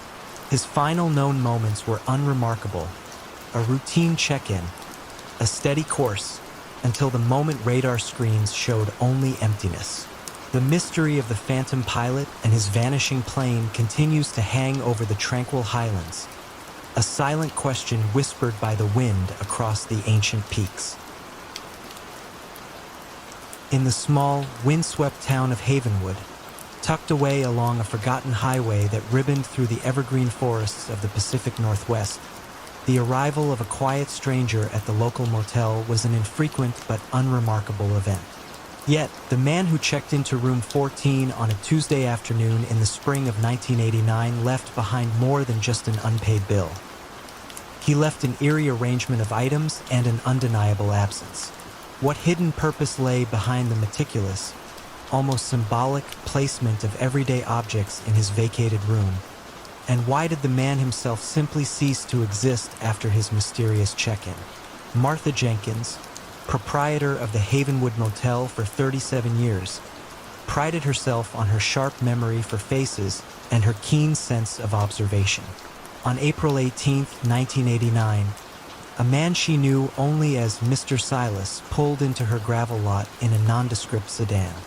He was average in height, average in build, with a neat, close-cropped haircut and eyes that seemed to absorb light rather than reflect it. He paid cash for 2 nights, a slight preference Martha always noted, and requested a room at the back, furthest from the road. "Just need a quiet place to catch up on some reading," he had murmured, his voice as unremarkable as his appearance. Martha nodded, handed him the heavy brass key to room 14, and watched him disappear into the afternoon quiet. For the next 2 days, Mr. Silas was a phantom guest. No breakfast ordered from the diner across the street, no requests for fresh towels, no sound emanating from his room. Martha, accustomed to the comings and goings of weary travelers, found his absolute stillness unusual. Most guests left early, returned late, or at least provided the occasional thrum of a television or a whispered phone call. Mr. Silas was simply there, a registered presence, yet utterly unseen. The rental car, a generic Ford Tempo, remained parked precisely where he had left it, the morning dew still clinging to its surface, undisturbed. When Thursday morning dawned, crisp and bright, and the key to room 14 remained stubbornly absent from the front desk, Martha's unease deepened. She waited an extra hour past the checkout time of 11. Then, sighing, took her master key and walked the familiar path to the back of the motel. The door was locked from the inside. She knocked softly. No answer. She tried her key, the lock clicking open with a soft metallic sound, and pushed the door inward. The sight that greeted her made her breath catch in her throat. The room was empty of human presence, yet it felt profoundly occupied. The bed was stripped bare of its sheets, the blankets folded with an almost military precision at its foot, revealing the clean, white mattress. On the small, circular table beside the bed, a single, antique-looking compass, its brass casing polished to a gleam, sat pointing precisely north. In the center of the pristine carpet, a single, highly polished hiking boot stood upright, its laces neatly tied, perfectly alone. And on the window sill, a clear drinking glass, filled to the brim with water, sat beside a small, smooth river stone. It was a tableau of unsettling order, a silent ritual. Martha, a woman who had seen her share of strange guests, immediately called Sheriff Brody. Brody, a man whose easygoing demeanor belied a sharp, investigative mind, arrived quickly. He surveyed the scene, his brow furrowed. No luggage, Martha? Nothing in the closet. He checked the small wardrobe, the drawers, the bathroom. Nothing. No toothbrush, no change of clothes, no wallet, no papers. The man had seemingly arrived with nothing but the clothes on his back and the mysterious objects he now left behind. The car, too, was empty save for an instruction manual. The only other item found was tucked beneath the mattress. A single, meticulously folded sheet of paper. On it, drawn in fine black ink, were a series of intricate, abstract symbols, resembling neither a known language nor a simple doodle. They looked like a sequence of nested geometric shapes, overlaid with faint, angular lines that seemed to guide the eye from one symbol to the next, like a very complex flowchart or an alien script. It offered no explanation, only more questions. Sheriff Brody initiated a broader investigation. The rental car company confirmed Mr. Silas had indeed rented the Ford Tempo from a depot in Seattle 2 days before his arrival in Havenwood. The car was returned to a different depot in Portland 3 days after he checked into the motel. The person who returned it matched the general description of Mr. Silas, but the clerk couldn't definitively identify him from a police sketch drawn from Martha's memory, noting only that he was a quiet fellow. There was no paper trail for a Mr. Silas in any state or national database. His fingerprints, taken from the water glass, yielded no matches. He was, in every sense, a ghost. The symbols on the paper were sent to experts, cryptographers, linguists, even art historians. None could decipher them.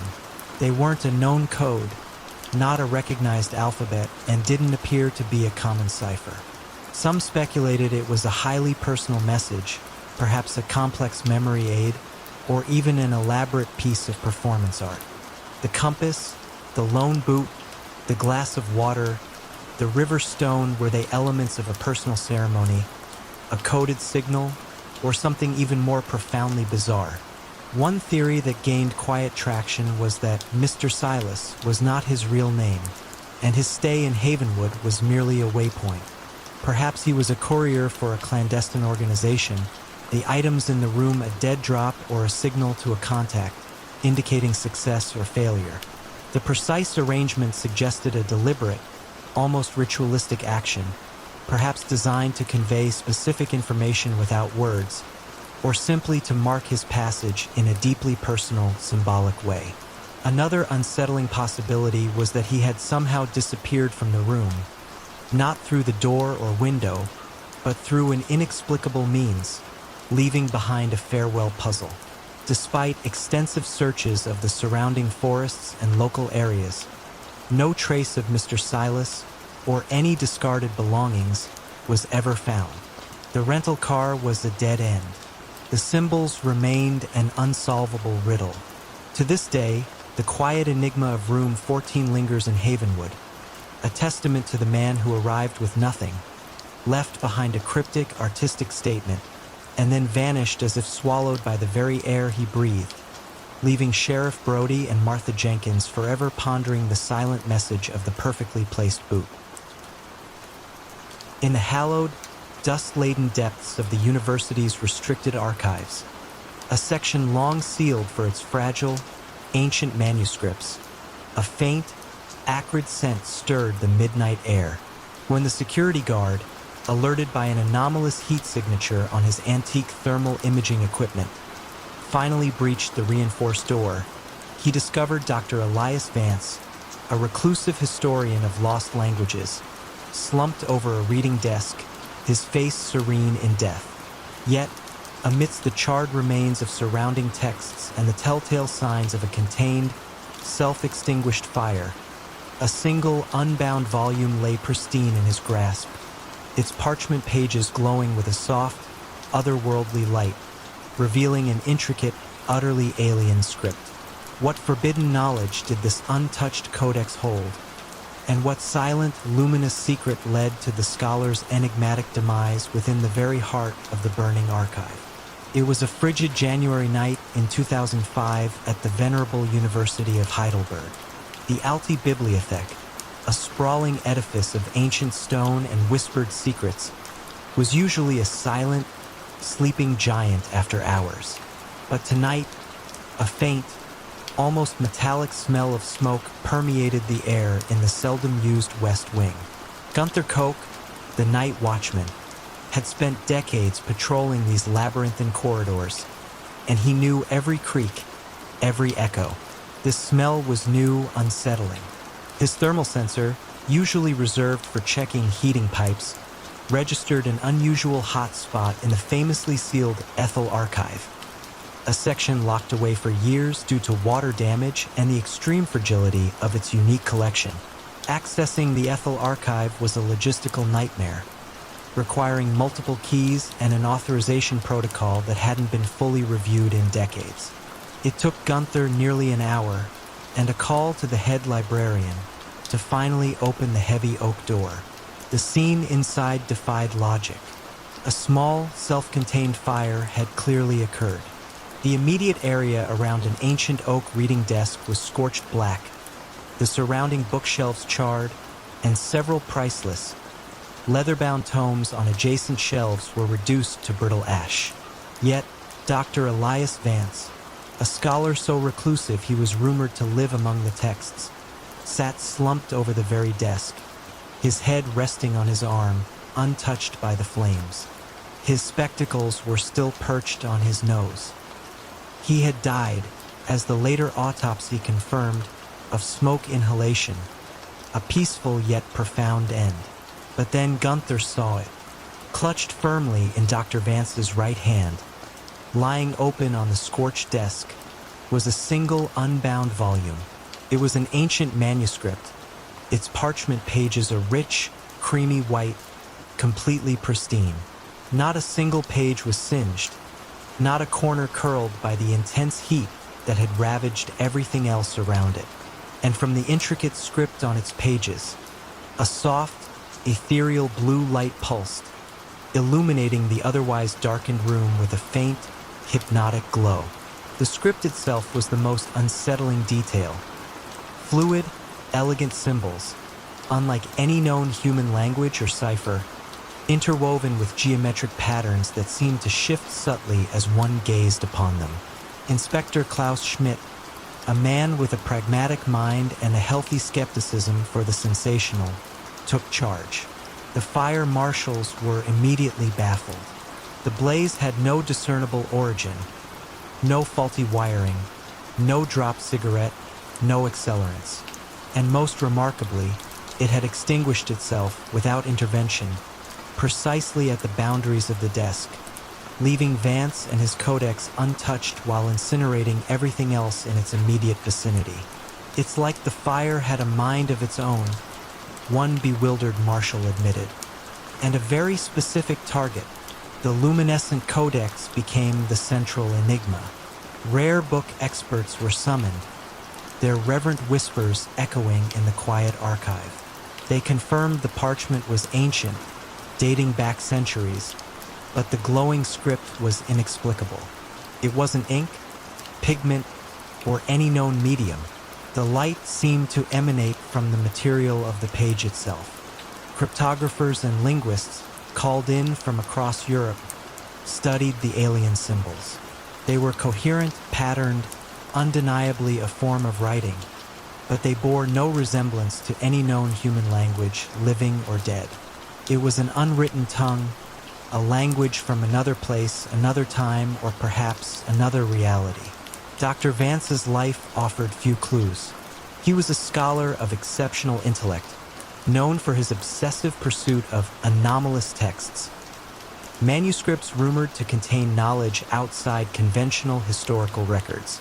Colleagues mentioned his lifelong fascination with the legendary Whispering Tomes, books that were said to transmit information directly into the mind of the reader. He had been granted special, highly restricted access to the Ethel archive just weeks before his death, specifically to catalog an unexamined collection of medieval texts. Had he found one of these tomes? Theories abounded. Was the fire a symbolic act, self-ignited by Vance as he encountered a profound, perhaps forbidden, truth within the glowing text? Had the codex itself been the cause, its knowledge too potent, manifesting as a contained energy discharge that simultaneously brought about his death and protected itself? Some whispered of a transdimensional event, a brief tear in reality that brought forth the book and its strange energies. The serene expression on Vance's face suggested not terror, but perhaps a final, profound understanding. Despite exhaustive investigations, no rational explanation for the fire's origin or its containment, nor for the nature of the luminescent codex, was ever found. Dr. Vance's death was formally listed as accidental, caused by smoke inhalation, but the circumstances remained profoundly unsettling. The glowing codex, its strange script still pulsating with a faint, inner light, was eventually placed in a climate-controlled vault, its pages unreadable, its origins unknown, a silent testament to a scholar who literally died for knowledge, taking its secret with him into the silent glow of an unwritten tongue. On a biting March morning in 1998, high on the sheer, unforgiving granite face of the Isle of Skye's legendary Store Cliffs, a local shepherd, tending his flock, made a discovery that defied both logic and the very laws of gravity. Wedged precariously in a narrow crevice, hundreds of feet above the crashing North Atlantic, was the body of a man, clad in unremarkable street clothes, with no climbing gear, no ropes, and no discernible path to his impossible perch. How did this seemingly ordinary individual reach such an inaccessible and perilous location? And what was the unsettling significance of the ancient, intricately carved compass he clutched tightly in his lifeless, gloved hand? The air tasted of salt and peat smoke, thick with the promise of rain, as old Ewan McGregor guided his sheep along the treacherous cliff paths. His gaze, accustomed to scanning the formidable landscape for stray lambs, snagged on an anomaly high above the churning sea. A patch of dark fabric, an unnatural interruption in the gray-green rock. With a shiver that had nothing to do with the wind, he focused his binoculars. It was a man, his body twisted awkwardly, seemingly trapped in the very stone of the cliff itself, a haunting silhouette against the vast sky. The recovery was a grim and arduous task, demanding the expertise of the local mountain rescue team, accustomed to the raw power of the Scottish wilderness. Even for them, it was a feat of daring and skill. Sergeant Morag Fraser, a local officer with a deep respect for the unforgiving nature of the island, watched from below as the specialized climbers ascended, their movements slow and deliberate against the daunting height. When the body was finally brought down, carefully packaged and secured, it presented an immediate and profound mystery. The man was middle-aged, with salt and pepper hair and a neatly trimmed beard. He was dressed in a simple tweed jacket, a sweater, and sturdy walking shoes, the kind of attire one might wear for a casual stroll, certainly not for scaling a vertical rock face. There were no abrasions on his hands, no tears in his clothing that would suggest a desperate climb or a long fall, no rope burns, no telltale chalk dust. His pockets were empty of any identification, save for a few crumpled British pounds and a small, worn handkerchief. He was, in essence, a ghost in civilian clothes. The most peculiar detail was what he held. Clutched tightly in his right hand, nestled in the palm of his gloved hand, was a compass. Not a modern, plastic hiking compass, but an ornate, ancient-looking brass instrument, its surface etched with swirling patterns and symbols that seemed archaic. Its needle, however, did not point north. It spun erratically when disturbed, then settled, not on a cardinal direction, but seemingly at random, perhaps pointing to some unseen, unknown force. It felt heavier than it should, and strangely cold to the touch.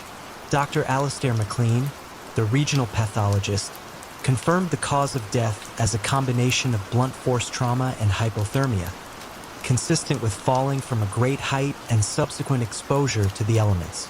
However, MacLean could offer no explanation for how the man had reached his impossible resting place. No indication of a climb, he reported to Sergeant Fraser, his voice tinged with perplexity. No signs he was thrown either. It's as if he simply appeared there. The police investigation was a frustrating exercise in chasing shadows. No one on the island recognized the man. Local hotels and hostels had no record of anyone matching his description. Missing persons databases across the UK and Europe yielded no matches. His fingerprints, run through every available system, came back blank. He was a man with no past, no name, and no connection to anyone. The compass was sent to experts. Antique dealers confirmed its age, likely 18th or early 19th century, but could not identify its specific origin or purpose. Its internal mechanism, though seemingly functional, consistently failed to align with magnetic north. Some theorized it was a highly specialized nautical instrument, or perhaps even a symbolic or ceremonial object rather than a practical one. The etched symbols on its casing resembled a form of ancient Celtic knotwork, but also hinted at astrological or alchemical diagrams, adding another layer of baffling complexity. Local folklore, often a repository of the island's strange truths, offered chilling whispers. The Store Cliffs were known for their unpredictable winds and the occasional, unexplained disappearances of sheep or, more rarely, hikers who strayed from marked paths. Was there a hidden cave system, a forgotten passage that led upwards through the rock, perhaps accessible only at certain tides or in specific weather conditions? Even if so, how would an ordinary man, without equipment, navigate such a perilous, secret route? One particularly unsettling theory suggested a more ethereal explanation. The compass, with its erratic needle and archaic symbols, sparked quiet discussion among some investigators about a possible connection to esoteric practices or even something beyond the conventional. Could the man have been attempting some form of ritual, a search for a hidden truth or a pathway known only to a select few? The idea seemed far-fetched, yet it was no less plausible than the physical impossibility of his ascent. The most grounded theory posited that he had been transported to the site by an unseen hand. Perhaps he was pushed from a small plane or helicopter, But again, no reports of unusual aircraft, no debris. Or perhaps, in a more sinister scenario, he was carefully placed there by an unknown assailant using highly specialized, untraceable equipment as a macabre message or a calculated act of disposal, though the peaceful expression on his face argued against a violent end. To this day, the cliffside man of Storr remains an enduring mystery, a chilling tableau frozen in the unforgiving landscape. The ancient compass, its needle still refusing to point true north, sits in an evidence box, a silent, inscrutable witness to an impossible ascent and a life that began and ended in anonymity, high above the crashing waves. On a quiet, dew-kissed morning in June 1974, something extraordinary fell from the sky onto a remote farm in rural Kansas. It wasn't just a meteor, a common enough occurrence, but a strikingly peculiar one. Discovered by a startled farmer tending his fields, the object was roughly the size of a football, unusually smooth, and surprisingly warm to the touch. What truly set it apart, however, was a series of intricate geometric patterns etched onto its surface, patterns that seemed too precise, too deliberate, to be the random scars of cosmic travel. What was the origin of these strange markings, and what hidden message, if any, did this celestial messenger carry from beyond our world? The farmer, Mr. Josiah Thorne, a man more accustomed to plowing furrows than pondering cosmic phenomena, carefully transported the warm rock to his farmhouse. He contacted the local sheriff, who, in turn, alerted a nearby university known for its geology department. Dr. Evelyn Albright, a passionate astrophysicist, was among the first scientists to arrive at the Thorne farm. Her initial examination, performed under the curious gaze of local reporters and intrigued neighbors, revealed that the object was indeed a meteorite, primarily composed of an iron-nickel alloy, but with a crystalline structure unlike any she had previously encountered. Its density was unusual, and its magnetic properties were surprisingly strong. The etchings, however, were the most captivating aspect. They weren't superficial scratches. They appeared to be deeply ingrained, almost part of the meteorite's fundamental composition, as if they had formed with it. The patterns consisted of interconnected lines, circles, and triangles, arranged in a repeating, non-random sequence. They were too perfect, too uniform, to be the result of atmospheric ablation or impact with Earth's surface. It was as if a sculptor had meticulously carved them, yet no known tool could have worked with such precision on this incredibly dense material. Consider the implications. If these markings were not natural, then something or someone had created them. This immediately sparked a firestorm of speculation, ranging from elaborate hoaxes to extraterrestrial communication. Dr. Albright, a scientist of unwavering skepticism, initially leaned towards a rare, unknown natural geological phenomenon. Yet, as her team conducted more advanced tests, her certainty began to erode. Spectral analysis showed trace elements within the etched lines that differed subtly from the surrounding material, suggesting that the patterns might have been formed or infused at an incredibly high temperature, perhaps during the meteorite's formation in space, or even by an external force. The message itself became the focus of intense scrutiny. Leading cryptographers and mathematicians from institutions across the country were consulted. They approached the patterns as if they were a complex code or a mathematical equation. One early theory suggested it was a visual representation of prime numbers, or perhaps a complex fractal design. However, no clear mathematical progression or linguistic structure could be discerned. The patterns remained tantalizingly indecipherable. Was it a universal language, a form of geometry that transcended earthly understanding, or was it merely a visual signature, an alien fingerprint left on a cosmic rock? The meteorite became a global sensation, dubbed the Kansas anomaly.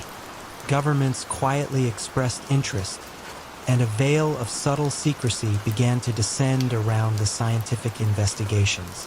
The last known moments of this celestial traveler were its fiery descent through Earth's atmosphere, but its true journey and the story behind its markings were lost in the infinite expanse of space and time. One particularly intriguing, though unproven, theory emerged from a reclusive linguist who specialized in ancient symbolic languages. He suggested that the patterns were not meant to be read like a text, but rather observed as a form of visual music or a spatial narrative. He posited that the varying depths and widths of the lines, combined with the geometric shapes, might represent complex vibrations or resonant frequencies, perhaps even a three-dimensional instruction manual for an unknown technology. This theory, while highly speculative, did align with the subtle differences in elemental composition within the etched lines, implying some form of energy had been used to create them. The possibility of a Dyson sphere or some advanced alien civilization having used this meteorite as a probe, or even inadvertently marked it during a cosmic engineering project, gained traction in some circles. If the marks were indeed artificial, they would represent undeniable proof of intelligent life beyond Earth, a discovery that would fundamentally alter humanity's perception of its place in the universe. Yet, without a key, the message remained locked within the silent stone. The Kansas anomaly eventually found a permanent home in a highly secured research facility. Scientists continued their study, employing ever more sophisticated techniques, but the core mystery endured. The meteorite remained a silent, beautiful enigma, a piece of cosmic history carrying a potential message that humanity was not yet equipped to understand. Its final meaning and the identity of its creators are still whispered about in the hushed tones of scientific conferences and late-night stargazing sessions, a profound question mark etched forever into a stone from the stars. Deep within the vast, desolate stretches of the Nevada desert, far from any highway or human habitation, Leo Maxwell, a brilliant yet profoundly reclusive sound engineer obsessed with the most elusive frequencies of the universe, was found lifeless in his custom-built, soundproofed bunker. His life was a silent devotion to the unheard, a relentless pursuit of the resonant hum of existence itself. Yet, when his family finally breached the fortified entrance, they discovered him slumped peacefully over his recording console, high-end headphones still clamped to his ears, and the playback on his equipment broadcasting a pristine, multi-layered soundscape of something utterly alien. A complex, vast symphony of cosmic background radiation and the deep, resonant hum of dark matter, frequencies far beyond the theoretical capabilities of his equipment, or indeed human comprehension. What impossible sound had Leo Maxwell finally captured? And what silent, unimaginable truth did this unheard symphony reveal about his final, solitary moments? The desert wind whipped around the steel shell of Leo Maxwell's bunker, a formidable structure designed to eliminate every external tremor, every errant vibration, ensuring a purity of sound beyond measure. For 10 years, Leo had lived in this self-imposed exile, dedicating his life to custom-building instruments and sensors capable of detecting sounds imperceptible to the human ear, the faint whispers of distant galaxies, the subterranean rumbles of tectonic plates, even, as he often theorized, the inherent resonance of space-time itself. When his bi-monthly supply drop was left untouched for a week, his brother, Alex, a pragmatic city dweller, made the arduous journey out to the remote site, a knot of unease tightening in his stomach. The reinforced door, usually locked with a complex sequence, was slightly ajar, rattling faintly in the arid breeze. Inside, the air was cool and still, thick with the faint scent of ozone and the quiet hum of electronics. Leo sat at his massive, custom-built recording console, a sprawling array of knobs, dials, and blinking lights. His head was bowed, resting on his forearms, high-fidelity headphones still clamped over his ears. He appeared utterly at peace, as if he had simply drifted off to sleep while listening to his latest capture. The console's display glowed green, indicating an active playback. Alex carefully removed the headphones, half expecting silence, half expecting some profound, yet mundane recording. Instead, the small, studio-grade monitors clicked on, and a sound began to fill the room. It was unlike anything Alex had ever heard. It wasn't music, nor white noise, nor any recognizable natural sound. It was a vast, intricate tapestry of interlocking frequencies, some impossibly low, others piercingly high, yet all woven into a coherent, almost majestic pattern. There was a deep, resonant hum that seemed to vibrate through the very floor, coupled with a delicate, crystalline shimmer, and an underlying rhythm so complex it felt simultaneously ancient and utterly new. It was a sound that seemed to stretch beyond the confines of the room, suggesting immense scale, colossal forces at play. It was the sound of something unimaginably large, impossibly distant, yet perfectly clear, as if captured just inches away. The medical examination confirmed Leo Maxwell's death was due to a sudden, massive intracranial hemorrhage, a rapid and peaceful end, occurring likely in the midst of his listening. There were no signs of struggle, no foul play, yet the sound remained. Detective Miller, a seasoned investigator, listened to the recording, his brow furrowed in bewildered disbelief. "What is that?" he muttered, his voice barely a whisper against the impossible symphony. Forensic audio engineers from a national research lab were brought in. Their findings were immediate and baffling. The recording equipment, though highly modified by Leo, was fundamentally standard. Yet, the audio file contained frequencies that extended far beyond the rated capabilities of the microphones, the analog-to-digital converters, and even the human auditory range. Some components of the sound registered as terahertz vibrations, others as infrasonic waves barely distinguishable from seismic activity. The resolution was flawless, utterly devoid of static or interference, despite the purported origin of some of the sounds from deep space. It was as if Leo had somehow bypassed the very laws of physics to capture this symphony of the void. Leo's journals, meticulous and dense with theoretical physics and acoustic engineering, spoke of his lifelong quest to hear the universe's breath, to record the faint echoes of the Big Bang, the gravitational waves of colliding black holes, or even the resonant frequency of dark energy. He had experimented with cryogenic cooling of sensors, custom-built resonance chambers, and theoretical signal processing algorithms that few other engineers understood. His notes contained complex equations and diagrams for devices he theorized could fold space to capture ambient waves from light years away. But nowhere was there a definitive statement of success, only tireless pursuit. Theories, both scientific and speculative, began to emerge around Detective Miller's desk. Had Leo, in his relentless pursuit, stumbled upon an entirely new form of energy or a previously unknown physical phenomenon that allowed him to transduce these impossible frequencies?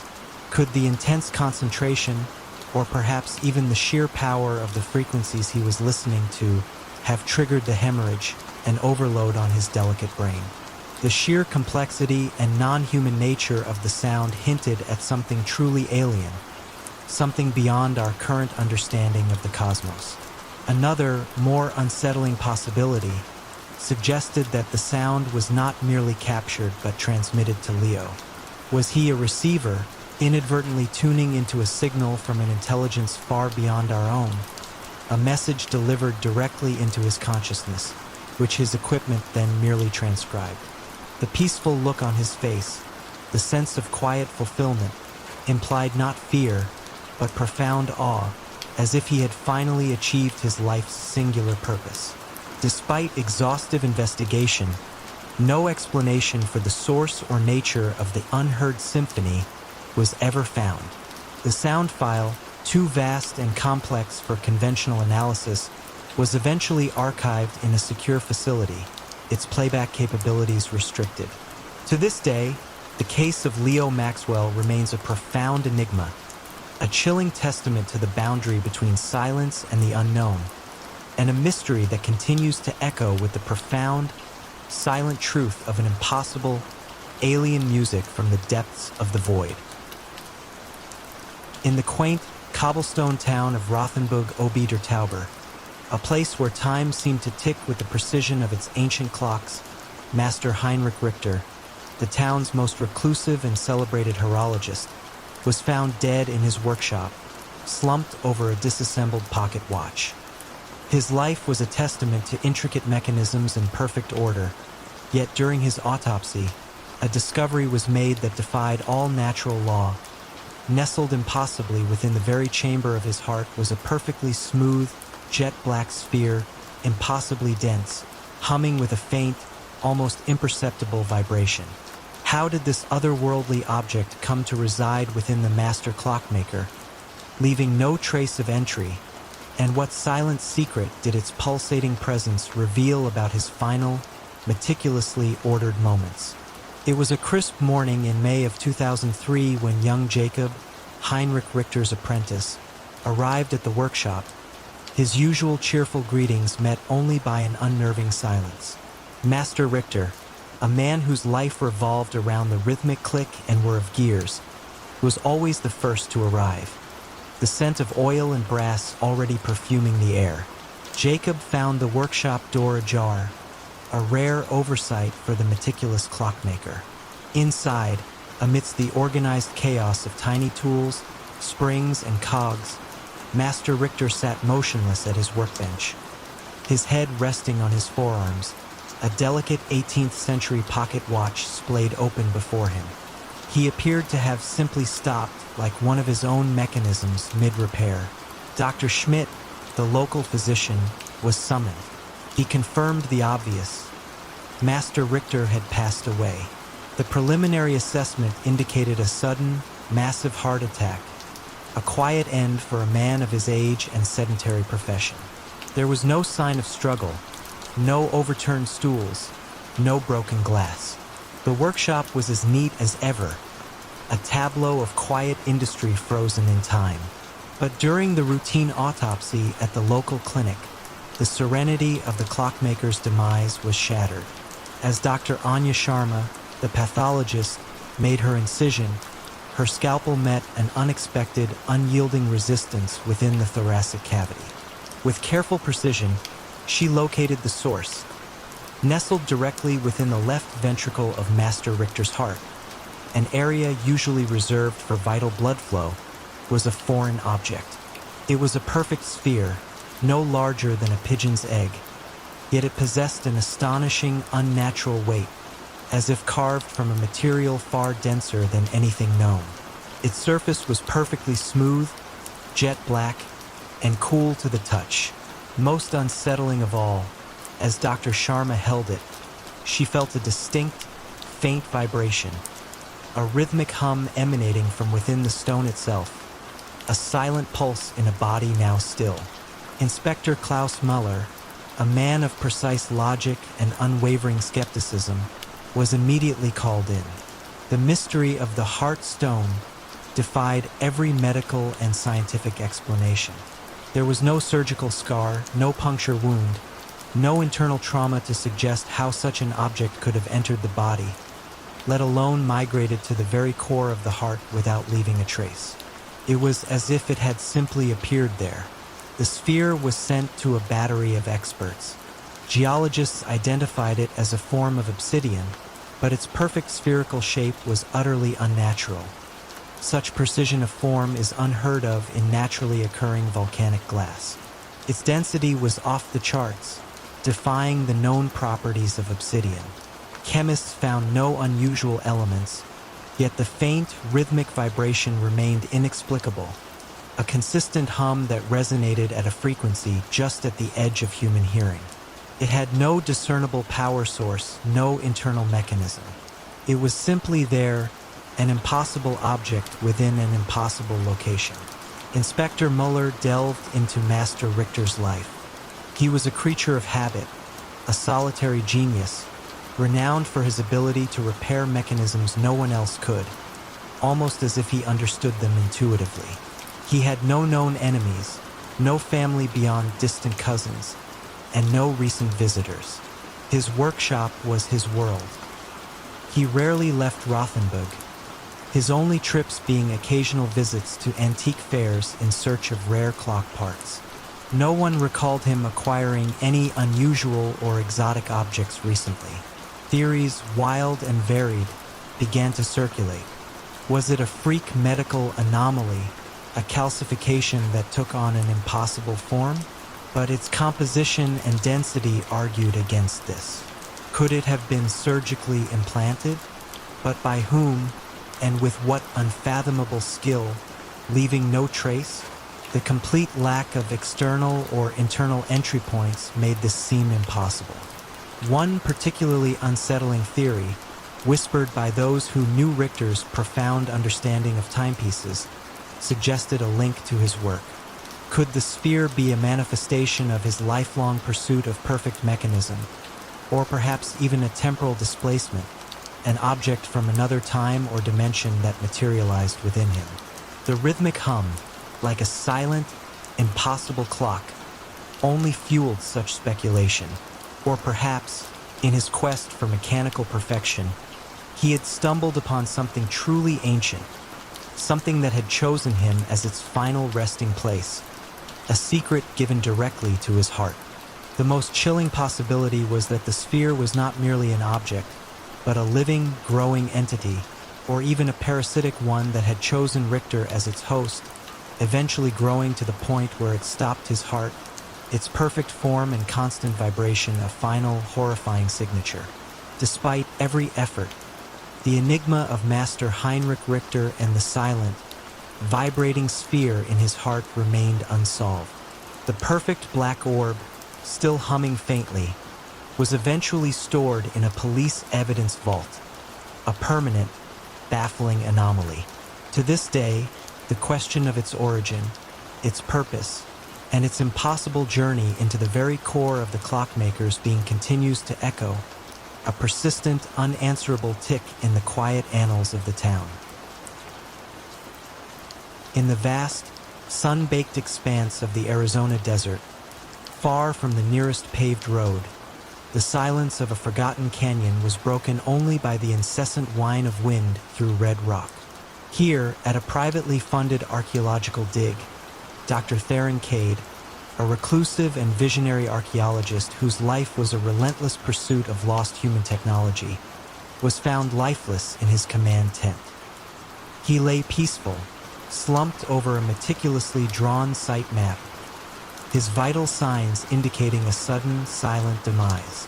Yet, clutched in his hand was not a brush or a trowel, but a perfectly smooth, jet-black metal sphere, impossibly cold to the touch, that, when exposed to light, projected shimmering, silent blueprints of impossible engines and vast, intricate cities built on non-Euclidean geometry. What forgotten past had Dr. Cade finally unearthed? And what silent, chilling truth did this otherworldly artifact reveal about his final, tranquil moments? It was a blistering afternoon in August of 2022 when the supply helicopter, long overdue for its weekly drop-off, finally touched down in Cade's remote dig site. Dr. Theron Cade was a man of singular focus, his days consumed by the dust and shadows of ancient civilizations, convinced that humanity had forgotten more technological wonders than it had ever discovered. When his automated weather station failed to transmit data for 2 days, and his emergency beacon remained silent, his concerned university patrons dispatched the helicopter. The entrance to his command tent, usually zipped tightly against the elements, was partially unfastened, flapping faintly in the desert breeze. Inside, the air was surprisingly cool, thanks to Cade's portable air conditioning unit, and heavy with the scent of dry earth and old paper. Dr. Cade sat at his collapsible field desk, his head resting on a stack of geological charts, a faint smile playing on his lips. His body was still, his eyes closed in what appeared to be a deep, untroubled sleep. The pilot, a grizzled ex-military man, checked for a pulse, finding none. Dr. Cade had passed away peacefully, his heart simply stopping as the later medical examination confirmed. A sudden cardiac arrest, instantaneous and without struggle. But then the projection, clutched loosely in Dr. Cade's right hand, resting on the meticulously drawn site map, was a small, perfectly smooth metal sphere. It was no larger than a golf ball, yet it possessed an astonishing, almost unnatural weight, as if forged from compressed starlight. Its surface was a pure, unblemished black, absorbing all ambient light, and as the pilot, a man of few words and much practical experience, carefully lifted it from Cade's hand, he felt an immediate, profound cold radiating from its surface, a chill that seemed to penetrate to the bone, defying the sweltering desert heat. As he turned it slightly, a faint ray of sunlight from the tent flap caught its surface, and a holographic image shimmered into existence above it, silent and breathtaking. It was a blueprint, but unlike any he had ever seen. Lines of light depicted impossible, intricate gears turning within other gears, vast, spiraling conduits, and structures that seemed to fold inward on themselves, defying the constraints of three-dimensional space.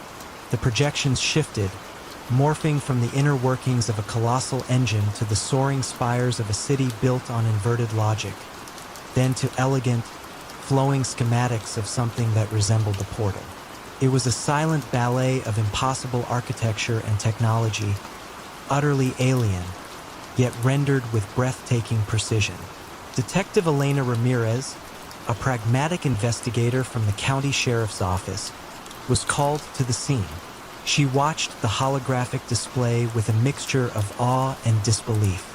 The sphere, when analyzed, baffled every expert.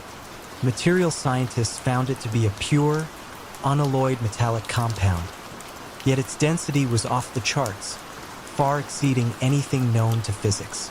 Its perfect spherical form was impossible to achieve through conventional manufacturing. There were no seams, no visible power source, no internal components detectable by X-ray. The chilling cold it emitted was equally inexplicable. And the projections, they weren't merely light but coherent, moving images that seemed to manifest directly from the sphere itself without a projector.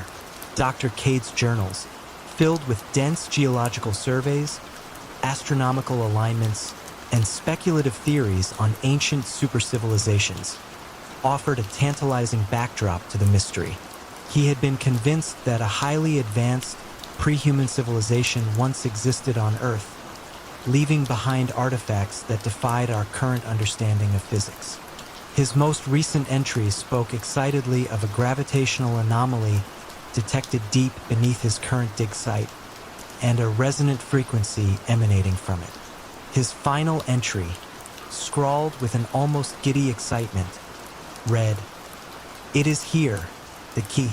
They did exist, and the knowledge, it is all contained within."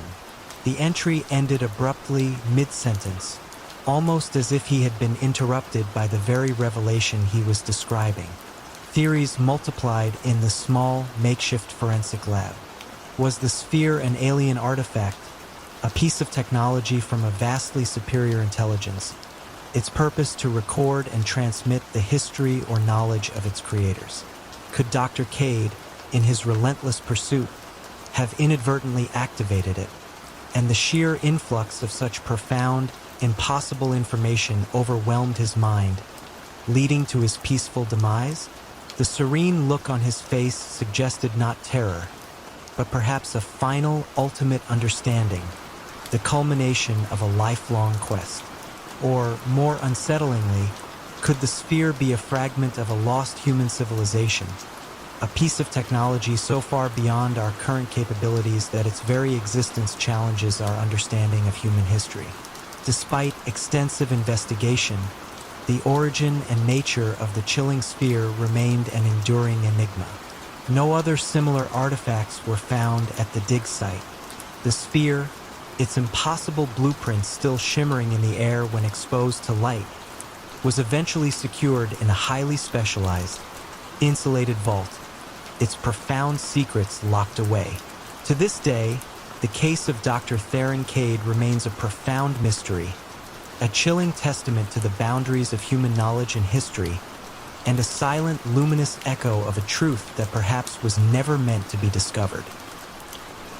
In the summer of 1971, amidst the usual mountain of paperwork, a peculiar application landed on the desk of a State Department clerk in Washington, D.C. It was a routine request for a passport renewal from a Mr. Arthur Thorne. Yet, as the clerk entered the provided serial number into the system, a flashing red alert erupted on her screen. This exact passport, with its unique identifier, had been officially reported lost and subsequently replaced not once, but 3 times over the past 2 decades, each instance occurring in a different country and under vastly different circumstances. How could a single official document defy physical reality, continuously reappearing after being declared gone? And what did its impossible journey truly signify about the quiet man who carried it? Agent Sarah Jenkins of the State Department's Diplomatic Security Service, a woman whose career was built on unraveling international fraud and identity theft, found herself staring at the file with a growing sense of bewilderment. This was no ordinary case of a mistaken identity or a simple clerical error. The digital records were irrefutable, meticulously cross-referenced with paper archives. The original passport, issued in 1950, had a life far more complex than its unassuming cover suggested. Its first disappearance was reported in Paris in 1951. Mr. Thorne, then on a short business trip, claimed it had been stolen from his hotel room. He filed a police report, provided sworn statements, and a replacement passport was issued by the U.S. Embassy. 11 years later, in 1962, the second report came from Cairo. Thorne, on what he described as a brief sabbatical, stated it had been lost in a crowded bazaar. Again, a new passport was promptly issued. The third time was in 1968 in Buenos Aires, where Thorne, now on an extended work assignment, reported it misplaced from a locked piece of luggage. Each time, a new passport with a new serial number replaced the lost one. But here was the undeniable paradox. In 1971, Arthur Thorne had simply mailed in his original passport for renewal, the one with the very first serial number, claiming he had found it tucked away during a recent move. The State Department now held an original, verified passport and 3 subsequent, also verified replacement passports, all belonging to the same man and all bearing the authentic seal of the U.S. government. Agent Jenkins felt a cold prickle of unease. How could the same physical document be simultaneously lost and then reappearing, as if it were a ghost haunting the official records? Arthur Thorne himself was interviewed at length. He was a quiet, unassuming civil servant in his late 50s, working in a stable, low-profile government job. His life seemed utterly mundane, devoid of any adventurous tendencies that would explain his unusual travel history or the passport's bizarre journey. He appeared genuinely confused by the mix-up, mildly annoyed by the bureaucratic fuss, and insisted he had no idea how the original passport kept resurfacing. He was not a world traveler in the traditional sense. His trips were brief, infrequent, and always for work or quiet holidays. He had no known connections to espionage, organized crime, or any activities that would suggest a need for multiple identities or an elaborate cover story. The forensic analysis of the reappearing original passport only deepened the mystery. The paper, the ink, the unique watermarks, even microscopic fibers, all confirmed it was the identical document first issued in 1950. It wasn't a forgery. It was the very same passport. Yet, it had materialized each time Thorne had given up on it and acquired a new one. There were other subtle anomalies. Each time the original passport reappeared, it arrived in Thorne's home mail, usually several days or weeks after he had applied for a replacement. The postmarks on the envelopes were always from the city where he had reported it lost: Paris, Cairo, Buenos Aires, but dated days after he had physically left that city. This implied the passport had either traveled without him or had been returned by an unknown party. However, no one had ever claimed to find it.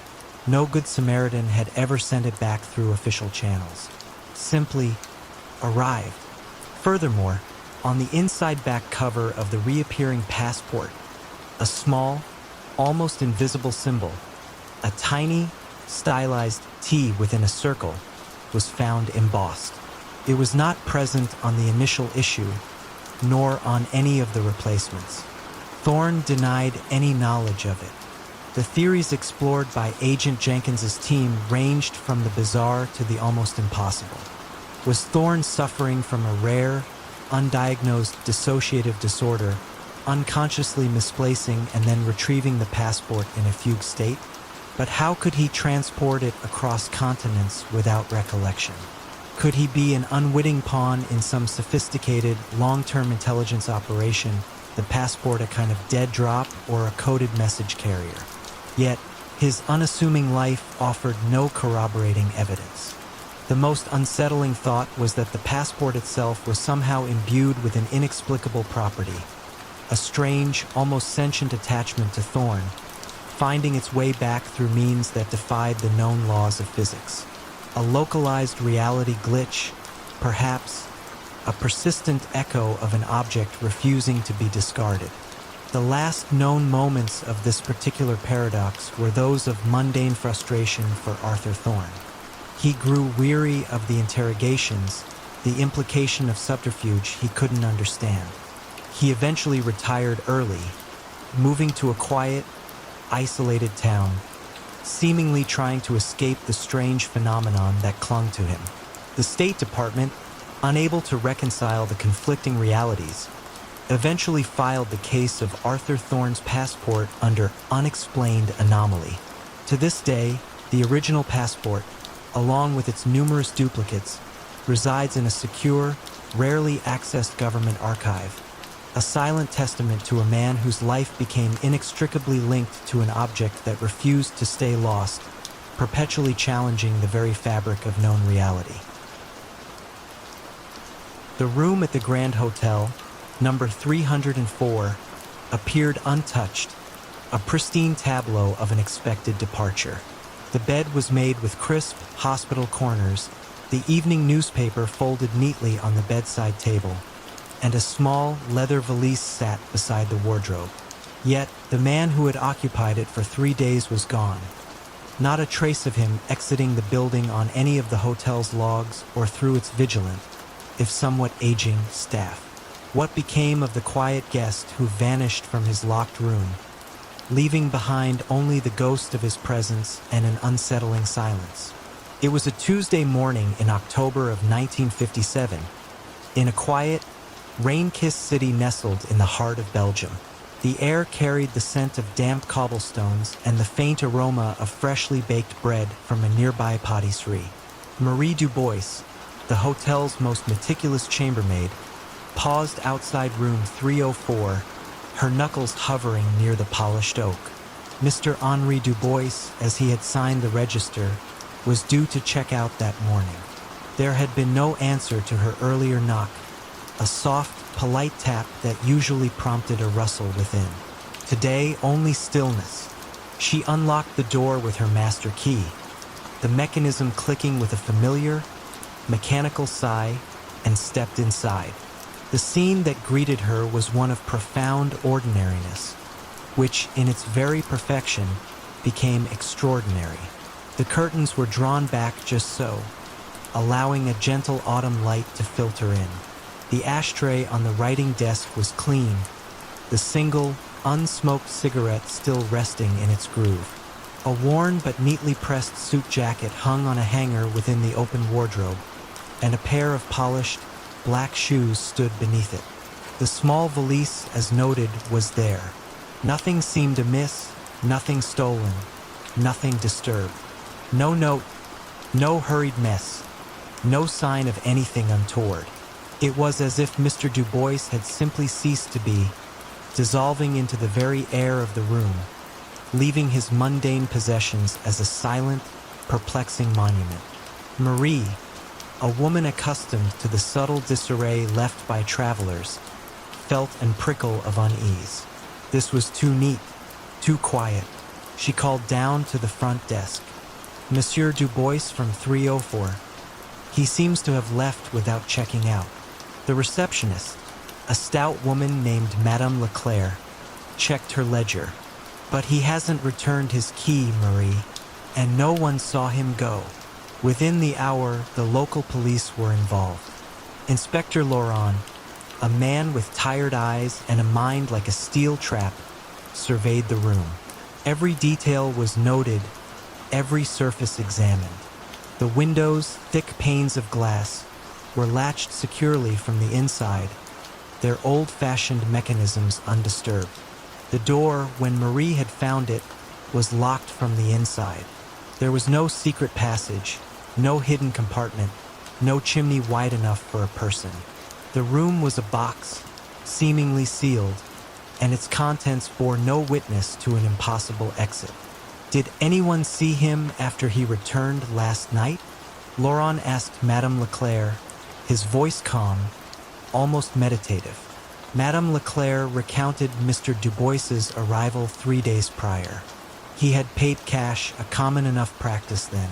He was a man of average height, unremarkable features, a gray man, as she described him, the kind you would instantly forget once he turned away.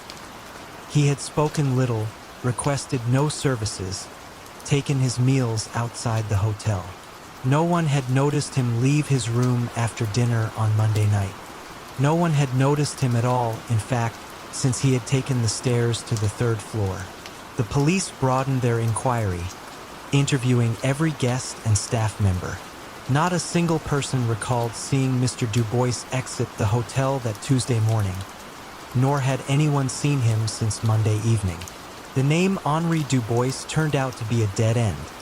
No such person existed in the National Registry with the description provided, nor was there any record of him entering the country via official channels. The few items in his valise, a spare shirt, a shaving kit, a well-worn copy of a French novel, offered no clues. No wallet, no identifying papers, no travel tickets. The suit in the wardrobe had no tailor's label. The shoes were mass-produced. Even the unsmoked cigarette in the ashtray was a common brand. Weeks turned into months, the initial flurry of investigation gradually subsiding into a quiet, baffling persistence. The case of the vanishing man of room 304 became a whisper among the local police, a file pushed to the back of a cabinet, yet never truly closed. The room itself, after being meticulously processed, was eventually cleaned and rented again, but a faint air of the inexplicable seemed to cling to it, a ghost of an impossible departure. You might wonder, could he have simply walked out unnoticed? Perhaps, but the hotel was small, its comings and goings typically observed, especially by Madame Leclerc's watchful eye. Could he have had an accomplice? Possible, but how could someone exit a locked room from the inside without leaving a trace? The more one considered the possibilities, the more confounding the puzzle became. To this day, the true identity of Mr. Henri Dubois and the method of his impossible exit from room 304 remains one of the Grand Hotel's most persistent and enduring mysteries. The quiet man who left no footprints, no identity, and no explanation simply evaporated, leaving behind only the echo of an unsolved question in the undisturbed calm of a hotel room. In a secluded, state-of-the-art sleep research facility, hidden deep within the desolate peaks of the Sierra Nevada, Dr. Eris Thorne, a brilliant yet profoundly reclusive neuroscientist dedicated to charting the uncharted landscapes of consciousness, was found lifeless in his sleep chamber. He lay peaceful, electrodes still meticulously attached, his vital signs indicating a sudden, silent demise. Yet, clutched in his hand was not a medical instrument or a research note, but a perfectly smooth, jet-black stone impossibly dense, that, when touched, induced a profound, vivid, and shared vision of an impossible alien world. What impossible landscape had Dr. Thorne finally reached? And what silent, luminous truth did this otherworldly object reveal about his final, tranquil moments? It was a stark, windswept morning in July of 2017 when the automated systems of the Prometheus Sleep Lab, Dr. Thorne's isolated mountain redoubt, finally triggered an alert. The bi-weekly delivery drone, its cargo untouched, had broadcast an anomaly to the university's central server. Dr. Eris Thorne was a man of intense discipline, his life an unwavering pursuit of the mysteries of the dreaming mind. His silence was profoundly uncharacteristic. Dr. Lena Meyer, Thorne's sole remote colleague and the only person with access codes, initiated a drone-assisted entry sequence, her stomach tightening with dread. Inside, the lab was a cathedral of quiet hums and soft, blinking lights. Thorne's personal sleep chamber, a hermetically sealed pod designed for ultimate sensory deprivation, was open.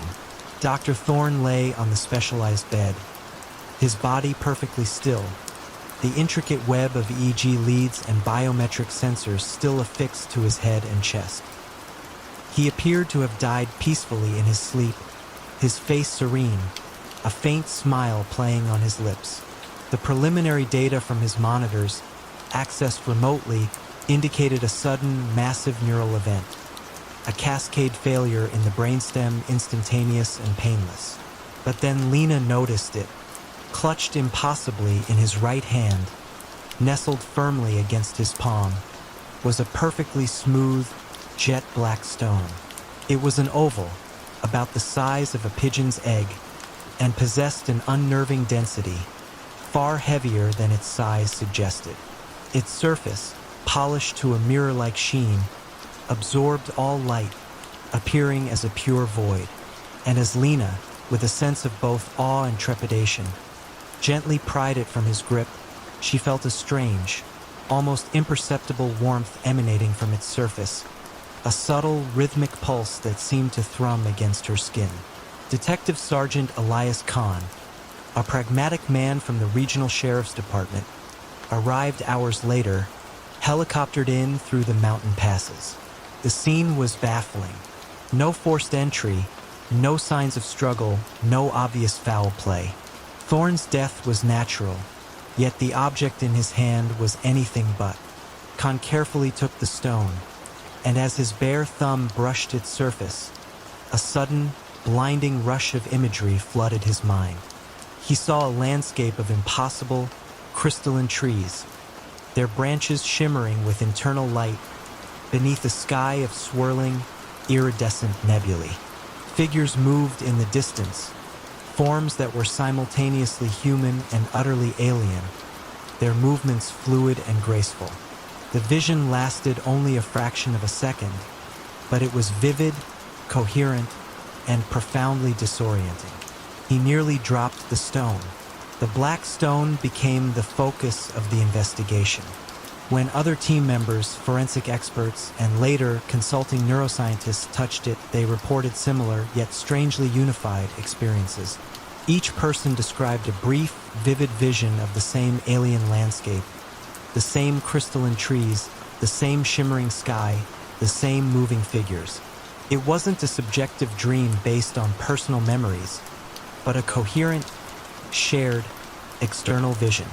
The stone, when analyzed, revealed no discernible internal mechanism, no power source, no exotic materials. It was pure, unadulterated obsidian, yet its properties defied every known law of physics and neurology.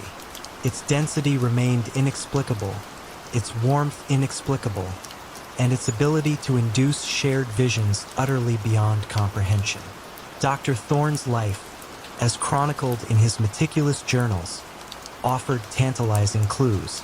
He had been obsessed with the concept of a collective unconscious and the possibility of shared dream spaces.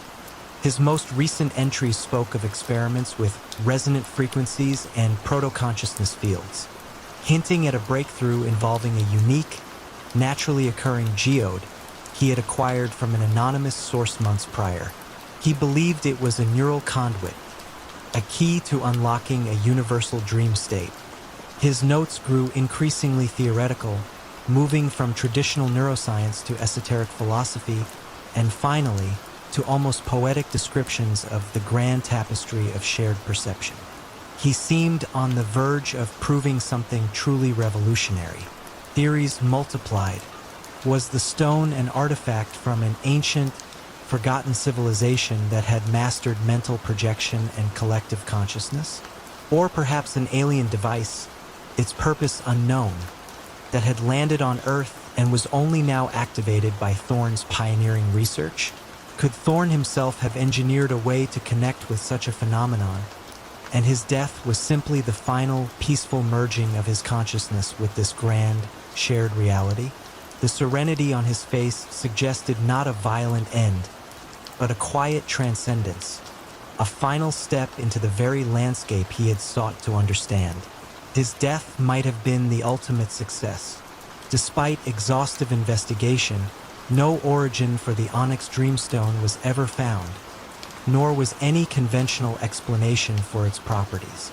The stone, still pulsing with its faint, rhythmic warmth and capable of inducing coherent, alien visions, was eventually stored in a specialized, shielded vault, its secrets locked away.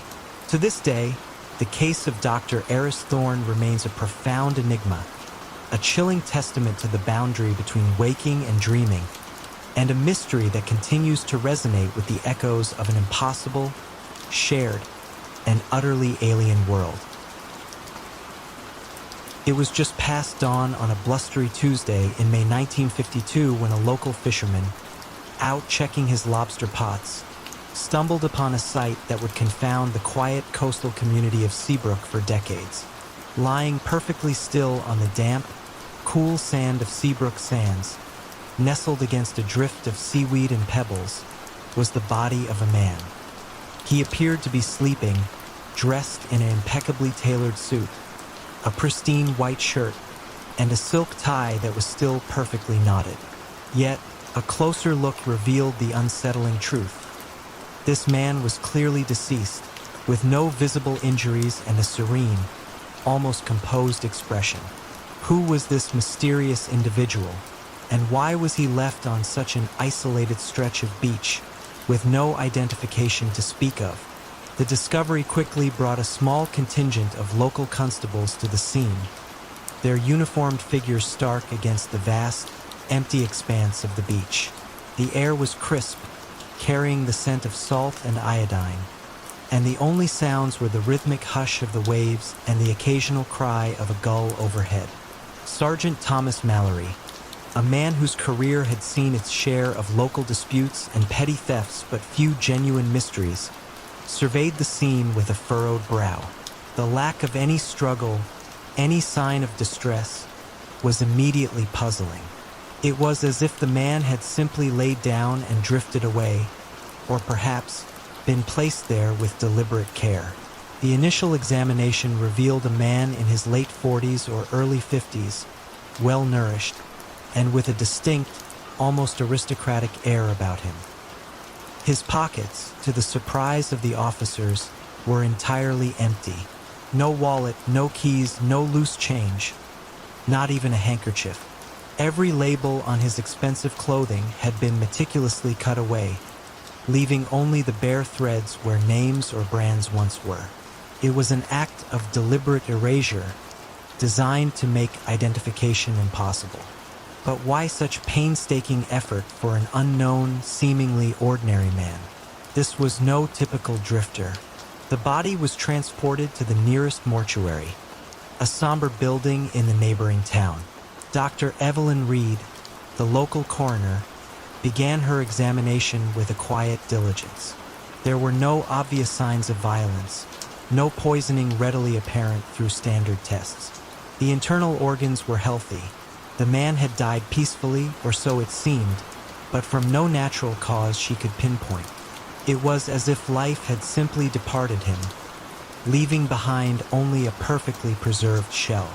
As she meticulously went through his belongings, or rather, the lack thereof, she found a tiny, almost imperceptible tear in the lining of his trousers, near the waist. Tucked away inside this makeshift pocket was a small, tightly folded slip of paper. It was no larger than a postage stamp, and on it, written in elegant, almost calligraphic script, were just 3 words in French: Fini est la danse. The discovery of the note sent a shiver through the investigative team. Fini est la danse. The dance is finished. What could it mean? Was it a suicide note? A message to someone?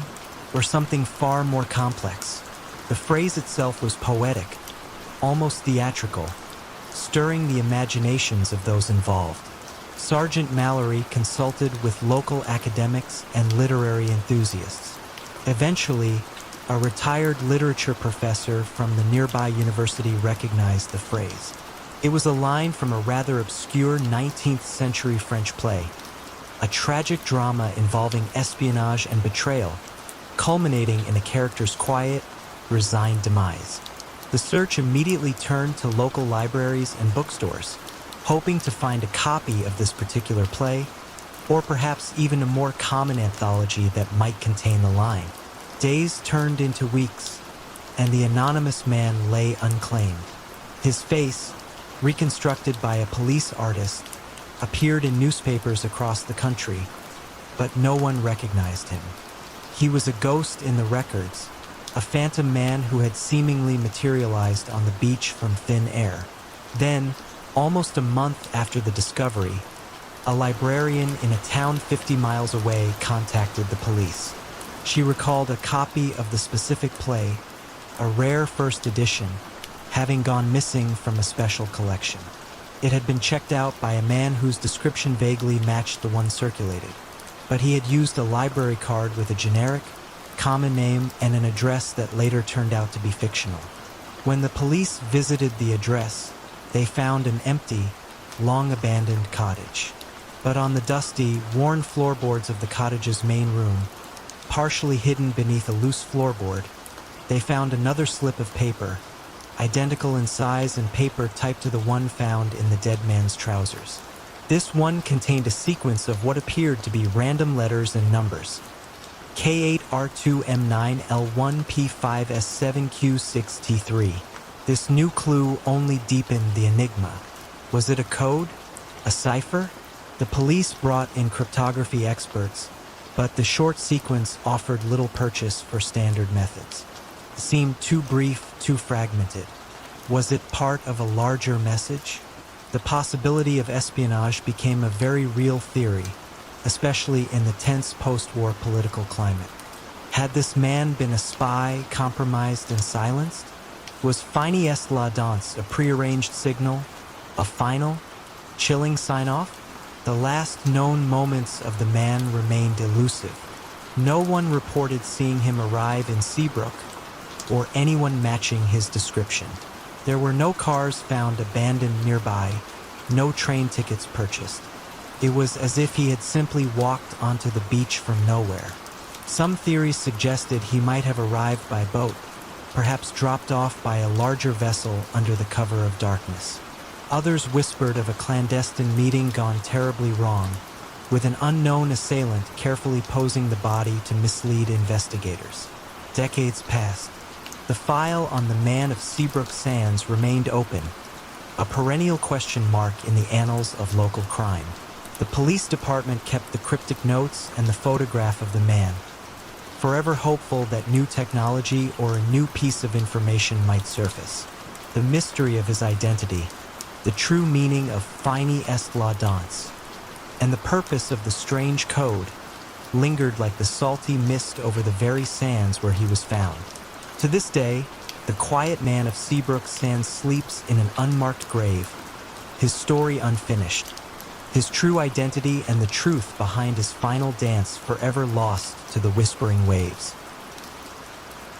In a nondescript motel room just off Highway 17 in upstate New York, a man registered as John Smith was found slumped on the floor, seemingly succumbing to a sudden, fatal heart attack. The initial assessment was straightforward, a common tragedy in a transient world. But upon closer inspection, every single item in his possession, from his clothes to his driver's license, even his brand new suitcase, bore the unnerving mark of being purchased days, perhaps mere hours, before his death, utterly devoid of wear, personal history, or the slightest hint of a past life. Who was this man who had seemingly acquired an entire new identity and a fresh set of belongings only to die so suddenly? And what silent chronicle did the pristine state of his possessions tell about his final anonymous days? It was a chilly, overcast morning in October of 1978. Agnes Miller, the proprietor of the Maple Leaf Motel, a small, faded establishment with a perpetually half-empty parking lot, noticed the blinds in room 7 were still drawn long past checkout time. Mr. Smith, a quiet man of average height and unremarkable features, had checked in 2 nights prior, paid cash, and kept to himself. Agnes, a woman with a natural suspicion born of decades in the motel business, thought little of it at first, but when her polite knocks yielded no response, and the distinctive scent of decay began to subtly permeate the air, a cold dread began to settle in. She used her master key, the lock clicking open with a familiar, mournful sound, and pushed the door inward. The room was neat, almost unnervingly so. A few crumpled, unread newspapers lay on the small table. A half-eaten bag of potato chips sat beside the television remote. And there, beside the bed, Mr. Smith lay motionless on the carpet, his eyes staring vacantly at the patterned ceiling.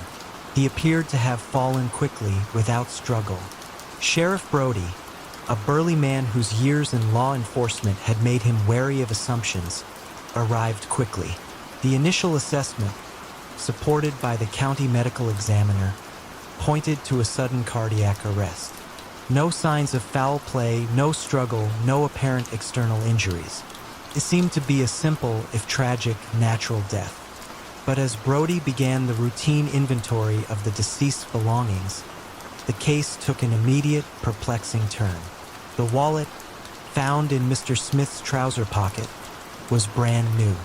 Its leather supple, uncreased, with no worn edges.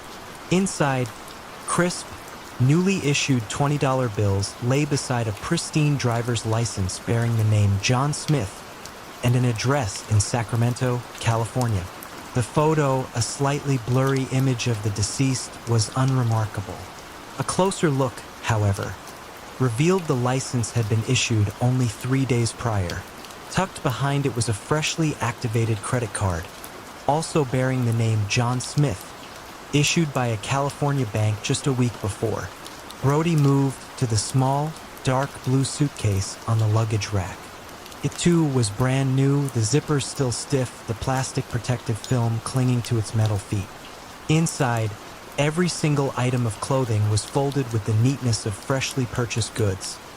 3 shirts, 2 pairs of trousers, a jacket, socks, and underwear, all still bearing faint creases from their packaging. Not a single thread showed wear. The toiletries in the bathroom were all unopened. A fresh tube of toothpaste, an untouched bar of soap, a new comb still in its plastic sleeve. There was no personal touch, no worn photograph, no well-loved book, no old letters, no scuffed shoes. It was an entire life purchased wholesale, without a single item bearing the mark of prior use or personal history. It's like he just went shopping for an entire new life, Sheriff Brody remarked to his deputy, his voice tinged with a bewildered curiosity. The California address on the driver's license turned out to be an empty lot where a building had been demolished years ago. The phone number provided for the new credit card led to a disconnected line. The bank account, opened only days before, contained a modest sum, but its origins were untraceable, a clean, untraceable deposit of cash. The fingerprints, carefully lifted from the water glass and the door handle, were run through local, state, and national databases. No match. John Smith simply did not exist before his driver's license was issued. He was, to the official record, a man born just days before his death. The car, a modest Ford sedan, was a rental, picked up from a depot in Albany, also under the name John Smith, just 5 days prior. The rental agency provided a copy of the rental agreement, which matched the brand new driver's license. The clerk, when interviewed, remembered Mr. Smith as polite but quiet, nothing out of the ordinary, just another traveler. The investigation extended to California, where the license and credit card were issued. Both were legitimate documents, but they were tied to a fraudulent past. Someone had skillfully, meticulously fabricated a new identity, complete with a fresh financial footprint. The question became, why? Was he running from a serious crime, disappearing from an old life to escape justice? Or was he trying to escape a more personal tragedy, a life he simply wished to leave behind, seeking a quiet, anonymous existence?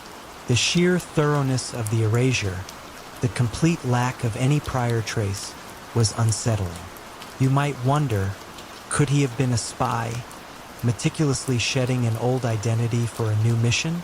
Or perhaps a victim of identity theft, forced to take on a new life after his own was stolen? Yet, the quiet nature of his death, the absence of any struggle or violence, seemed to argue against a cloak and dagger scenario. It felt more like a desperate, quiet act of reinvention. Despite every effort, the true identity of the man in room 7 of the Maple Leaf Motel remained a cipher. No one claimed his body. No missing persons report matched his description. The pristine contents of his suitcase, the unblemished credit card, the newly minted driver's license, they formed the poignant inventory of a ghost. To this day, the man who called himself John Smith remains a profound enigma, a stranger who died with no past, leaving behind only the unsettling silence of a perfectly blank slate. In the summer of 1947, a chilling echo of an old maritime legend played out in the fog-laden waters off the coast of New England.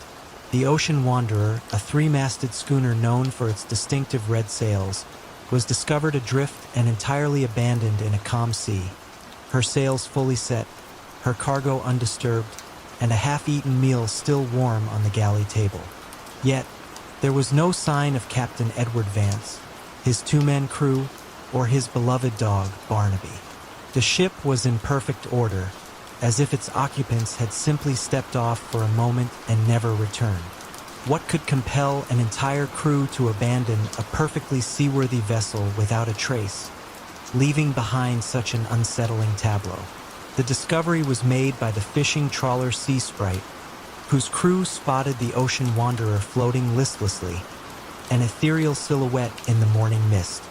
Their initial attempts to hail the schooner were met with silence. As they cautiously pulled alongside and boarded, a profound sense of unease descended upon them. The Ocean Wanderer was immaculate. The ship's wheel was lashed securely, indicating a stable course had been set. The logbook, open on the navigation table, was up to date, its last entry detailing a routine passage from Boston to Halifax, noting fair weather and smooth sailing. Captain Vance was a seasoned mariner, respected for his prudence and his unwavering attention to detail. He wouldn't have left his ship for anything less than a dire emergency, and certainly not without a distress signal or any indication of danger. Yet, the Ocean Wanderer bore no signs of struggle, no structural damage, no evidence of a fire or a sudden storm. The ship's lifeboat was still secured in its davits. It was as if the crew had simply vanished into thin air, leaving behind a perfectly preserved snapshot of their final, mundane moments. Consider the unsettling domesticity of the scene. 3 plates, half-eaten, with remnants of scrambled eggs and bacon. Coffee pot still warm to the touch. A deck of cards laid out for a game of solitaire, unfinished. Captain Vance's pipe rested in an ashtray, ashes still warm. Even Barnaby's bowl, half filled with kibble, sat beside the galley door. These were not the signs of a frantic, panicked abandonment. These were the traces of a sudden, inexplicable cessation of ordinary life. The U.S. Coast Guard launched an immediate and extensive search, but the vast, cold waters of the Atlantic yielded no bodies, no debris, no personal effects. The Ocean Wanderer became an instant maritime enigma, earning the somber moniker the Mary Celeste Sister, referencing the famous ghost ship of 1872. Investigators meticulously examined every detail of the ship. They found that the ship's chronometer had stopped at exactly 8:17 a.m. This offered a precise timestamp for the moment something profound had occurred, but not what had occurred. There was also an unusual scratch mark, deep and jagged, on the inside of the cabin door, as if something had tried to force its way out or in with considerable force. This was the only sign of anything resembling distress, and it was deeply confounding given the otherwise calm and orderly state of the vessel. One of the more unsettling findings came from an examination of the ship's emergency flare locker. It was entirely empty. All the distress flares, usually a vital component of any ship's safety equipment, were gone. This suggested that perhaps the crew had attempted to signal for help. But if so, to whom? And why had no one seen these flares? The Ocean Wanderer was in a relatively busy shipping lane, and a distress flare would almost certainly have been spotted, especially in clear weather. This led to the chilling thought: did they fire the flares into a void, or towards something they saw, but which no one else could? Theories proliferated, each more perplexing than the last. Was it an act of piracy, so expertly executed that it left no trace of struggle and no bodies? Unlikely, given the lack of valuable cargo and the undisturbed state of the ship. Could they have been abducted? The notion of a sudden, mass disappearance, without any indication of struggle, stretched the bounds of credulity. Some whispered of a sudden, localized and invisible atmospheric phenomenon that could have swept the crew overboard without affecting the ship itself. But even this seemed too convenient, too improbable. A more grounded, yet equally unsettling, theory centered on a unique form of silent panic. What if something sudden, utterly terrifying, but visually and audibly imperceptible to outsiders, had caused the crew to instinctively abandon ship in unison, perhaps believing a catastrophic internal event was imminent that would sink the vessel instantly? The scratch marks on the cabin door could be a frantic attempt to escape from some unseen terror within the ship. But what horror could cause such a coordinated, silent flight, leaving no trace of their destination? The final known moments of Captain Vance and his crew were those of quiet routine. A shared breakfast, a game of cards, a peaceful morning at sea. Then, at precisely 8:17 a.m., something changed. The Ocean Wanderer continued to drift, a silent testament to a question that hung over the waves for decades. The Coast Guard officially closed the case as missing crew, no explanation. The Ocean Wanderer herself was eventually salvaged and returned to port, a haunting reminder of the unknown forces that sometimes claim those who venture into the deep. To this day, the ship is viewed with a mixture of reverence and trepidation by those who believe the ocean holds secrets far more profound than any man can fathom. In the quiet, unassuming New England town of Havenwood, autumn of 1968 painted the maple trees in fiery hues, a stark contrast to the somber news that rippled through its close-knit community. Mr. Silas Blackwood, a recluse known for his meticulous rose garden and his gentle, if distant, demeanor, had passed away peacefully in his sleep at the age of 78. His landlady, Mrs. Henderson, found him, a faint smile on his lips, and clutched in his hand a small leather-bound diary. Yet, The entries within that weathered book spoke of a life entirely foreign, detailing impossible events and secret histories from a past that could not possibly have been his. Who was the real author of these chilling recollections, and what profound secret had the quiet Mr. Blackwood truly taken to his grave? The local constable, Officer Miller, was dispatched to the modest boarding house. The scene was unremarkable. An elderly gentleman expired naturally in his bed, the room tidy and filled with the scent of dried lavender.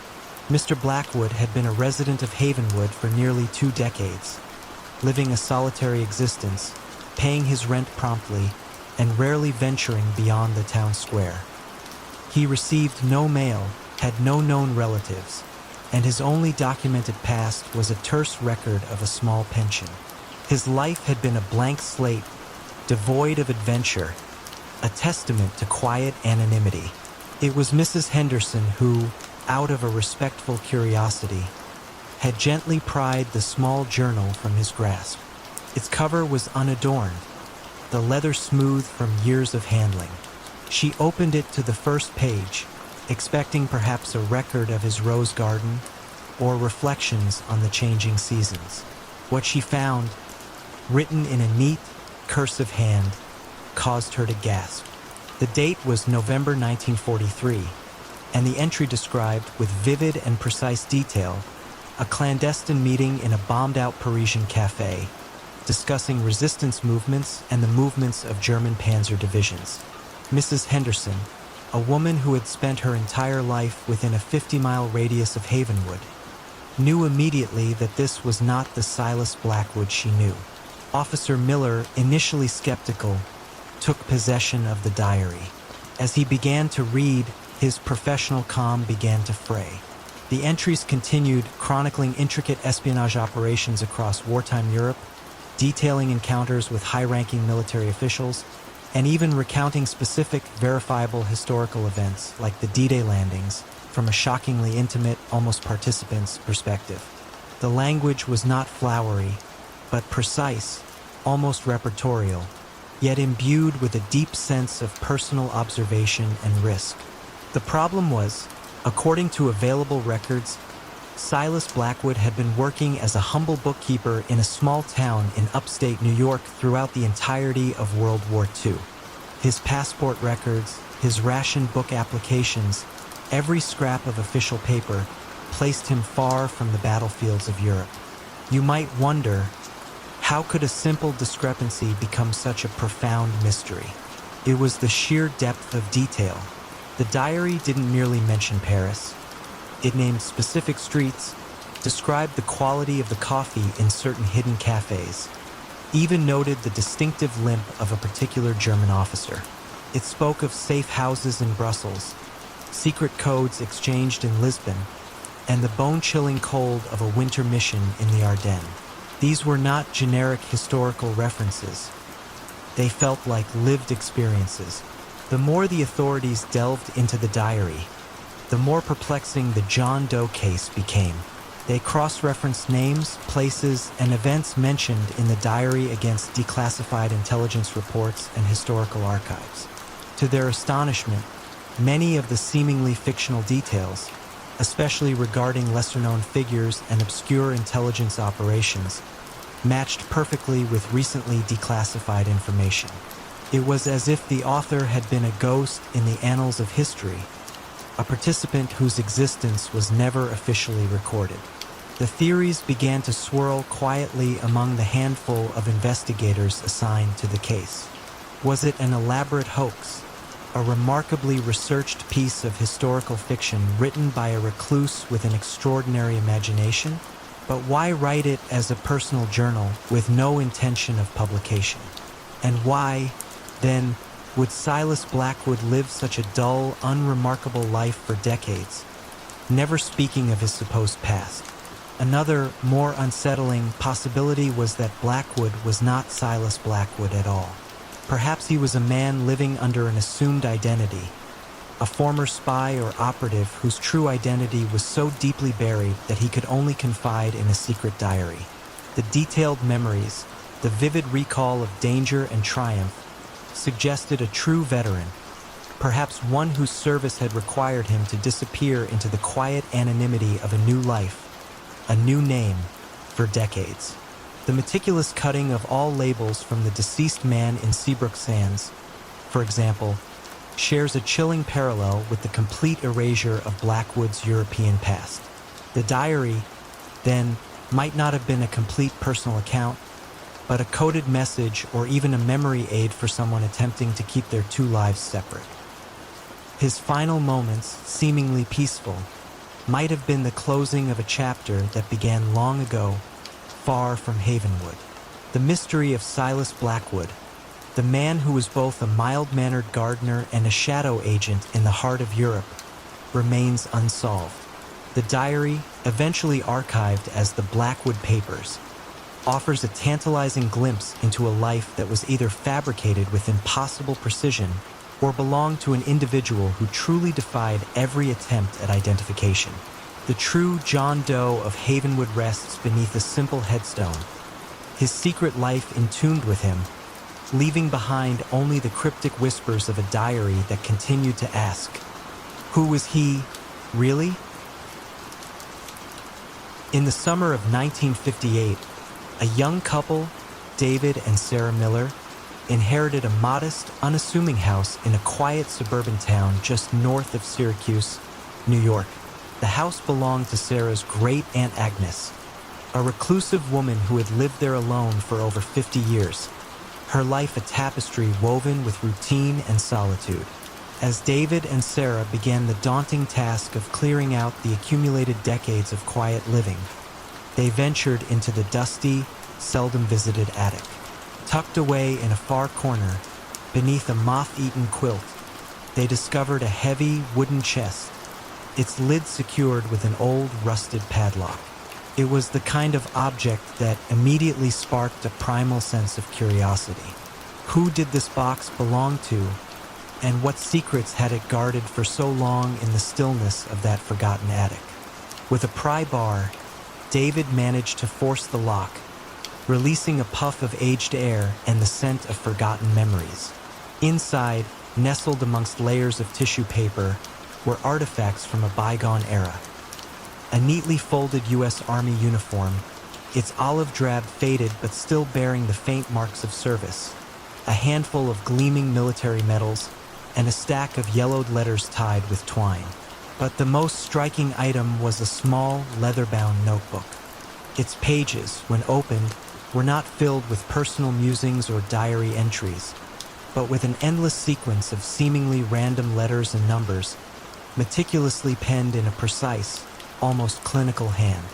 There was also a single sepia-toned photograph of a young man in the same uniform, his eyes distant, his expression grave. Sarah immediately knew he was not a family member. No one in their known lineage had ever served in such a manner, nor was the face familiar from any old family albums. The Millers, bewildered, contacted the local police. Officer Jenkins, a man who preferred traffic disputes to profound mysteries, took possession of the box and its contents. The uniform, upon closer inspection, appeared to be from the World War I era, but the medals included decorations from both the Great War and World War II, a curious mix for a single individual. The photograph offered no name, no unit designation, just the silent gaze of an unknown soldier. A statewide search of missing persons reports and military records from both wars yielded nothing that matched the man's description or the unusual combination of medals. He was a phantom in the annals of official records. The true enigma, however, lay within the leather notebook. The sequence of characters was long, spanning dozens of pages. It wasn't a simple substitution cipher, nor did it align with any known military codes of the time. Cryptography experts from a nearby university were brought in, their initial enthusiasm quickly turning to professional frustration. The code defied their every attempt at decryption. It contained no patterns they could discern, no logical breaks that suggested a key. It was as if the message was designed to be unbreakable, or perhaps it wasn't a code in the traditional sense at all. Could it be a personal mnemonic device, a coded diary only legible to its author, or something far more complex, a fragment of a larger, still hidden communication. The investigation turned to the history of the house itself. Great Aunt Agnes had moved in with her parents in the early 1900s and had never left. Her parents, long deceased, were simple folk, farmers and laborers. There was no record of anyone else ever living in the house besides immediate family. No lodgers, no distant relatives visiting for extended periods. This meant the box had to have been placed there either by Agnes or by her parents, yet neither had ever shown any indication of having been involved in military service or knowing anyone who had. One of the medals, however, provided a fleeting, tantalizing lead. Among the more common Purple Hearts and Bronze Stars, there was a very specific, obscure decoration. The Distinguished Service Cross with an oak leaf cluster, specifically awarded for extraordinary heroism in a little-known, highly clandestine operation in the Pacific Theater during the final months of World War II. This particular operation involved a small, specialized unit and very few survivors. While the medal itself was rare, it was not impossible to trace. However, the records of this specific unit were heavily redacted, most of the names still classified. The more the investigators pressed, the deeper the wall of silence surrounding this particular military action. You might find yourself wondering about the sheer dedication required to create such an elaborate, uncrackable code. It suggested a mind focused on secrecy, on maintaining an impenetrable veil around whatever information was contained within. Was it a list of names, locations, a confession, or perhaps simply a desperate attempt to record a truth that could not be spoken aloud? The theories began to accumulate. Was Aunt Agnes perhaps not so reclusive, but a silent guardian of a secret?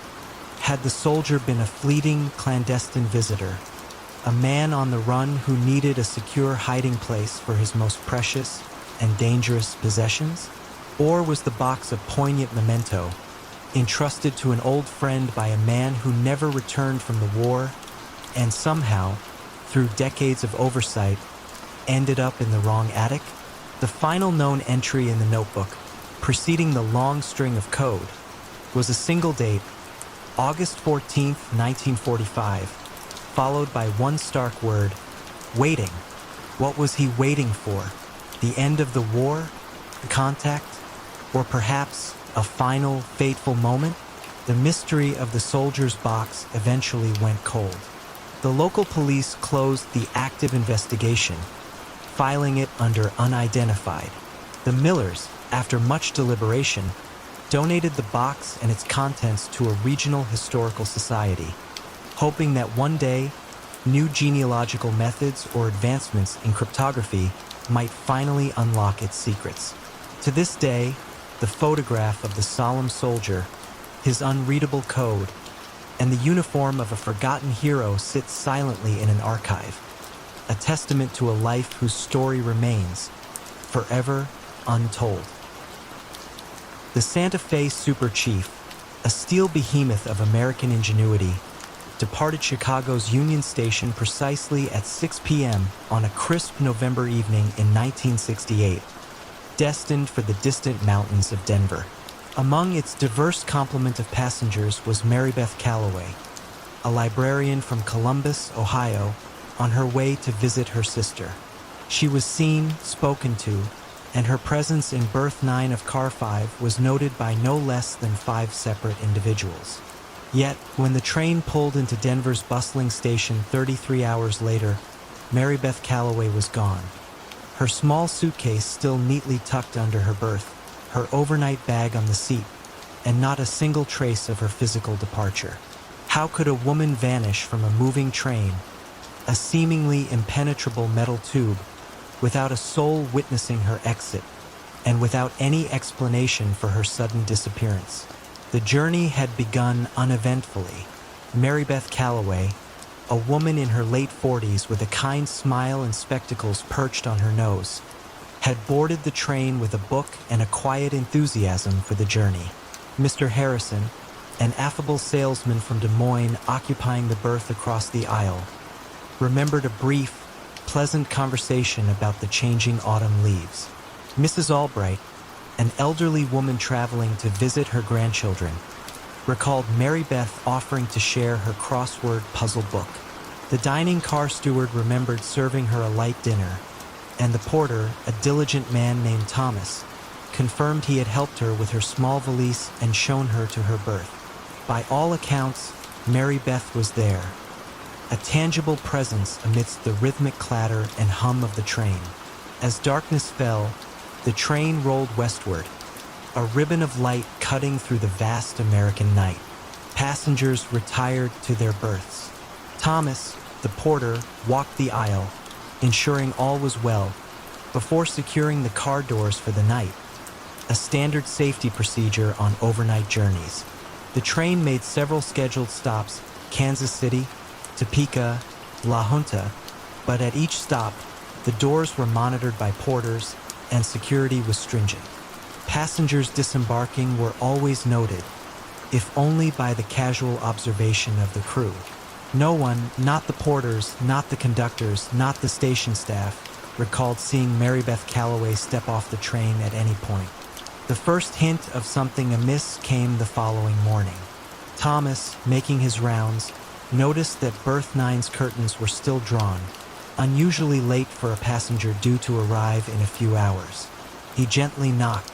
No answer. He knocked again, a little louder. Still silence.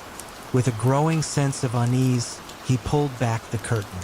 The berth was empty. The blankets were neatly folded, as if Mary Beth had simply gotten up and walked away. Her suitcase was still there, untouched, containing her clothes, toiletries, and the other half of her return ticket. Her handbag, containing her wallet and train ticket, was on the seat. It was as though she had merely stepped out for a moment, never to return. Upon arrival in Denver, the alarm was raised.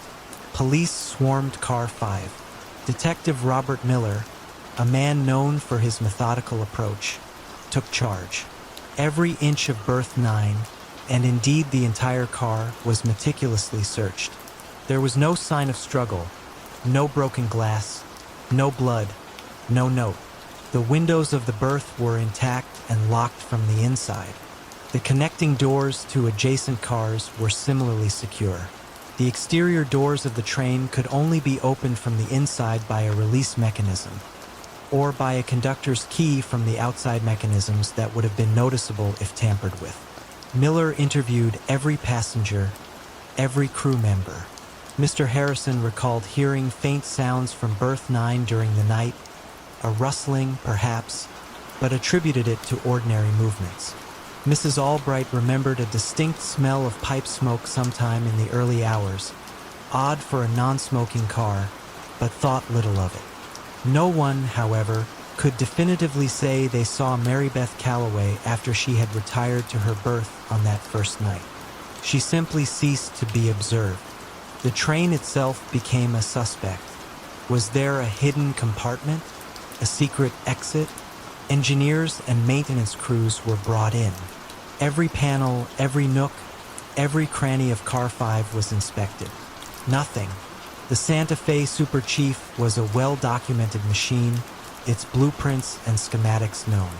There were no hidden passages to the outside, no secret trapdoors to the tracks below. Theories began to emerge, each more baffling than the last. Could she have jumped?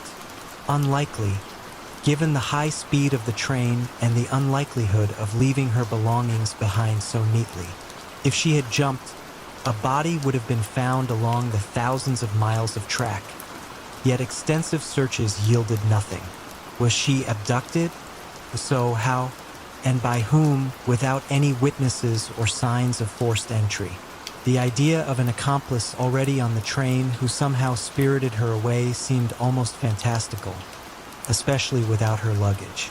One more obscure theory revolved around the brief, unscheduled stops the train sometimes made in remote areas due to track signals or minor mechanical issues. Could someone have known about such a stop and waited for it?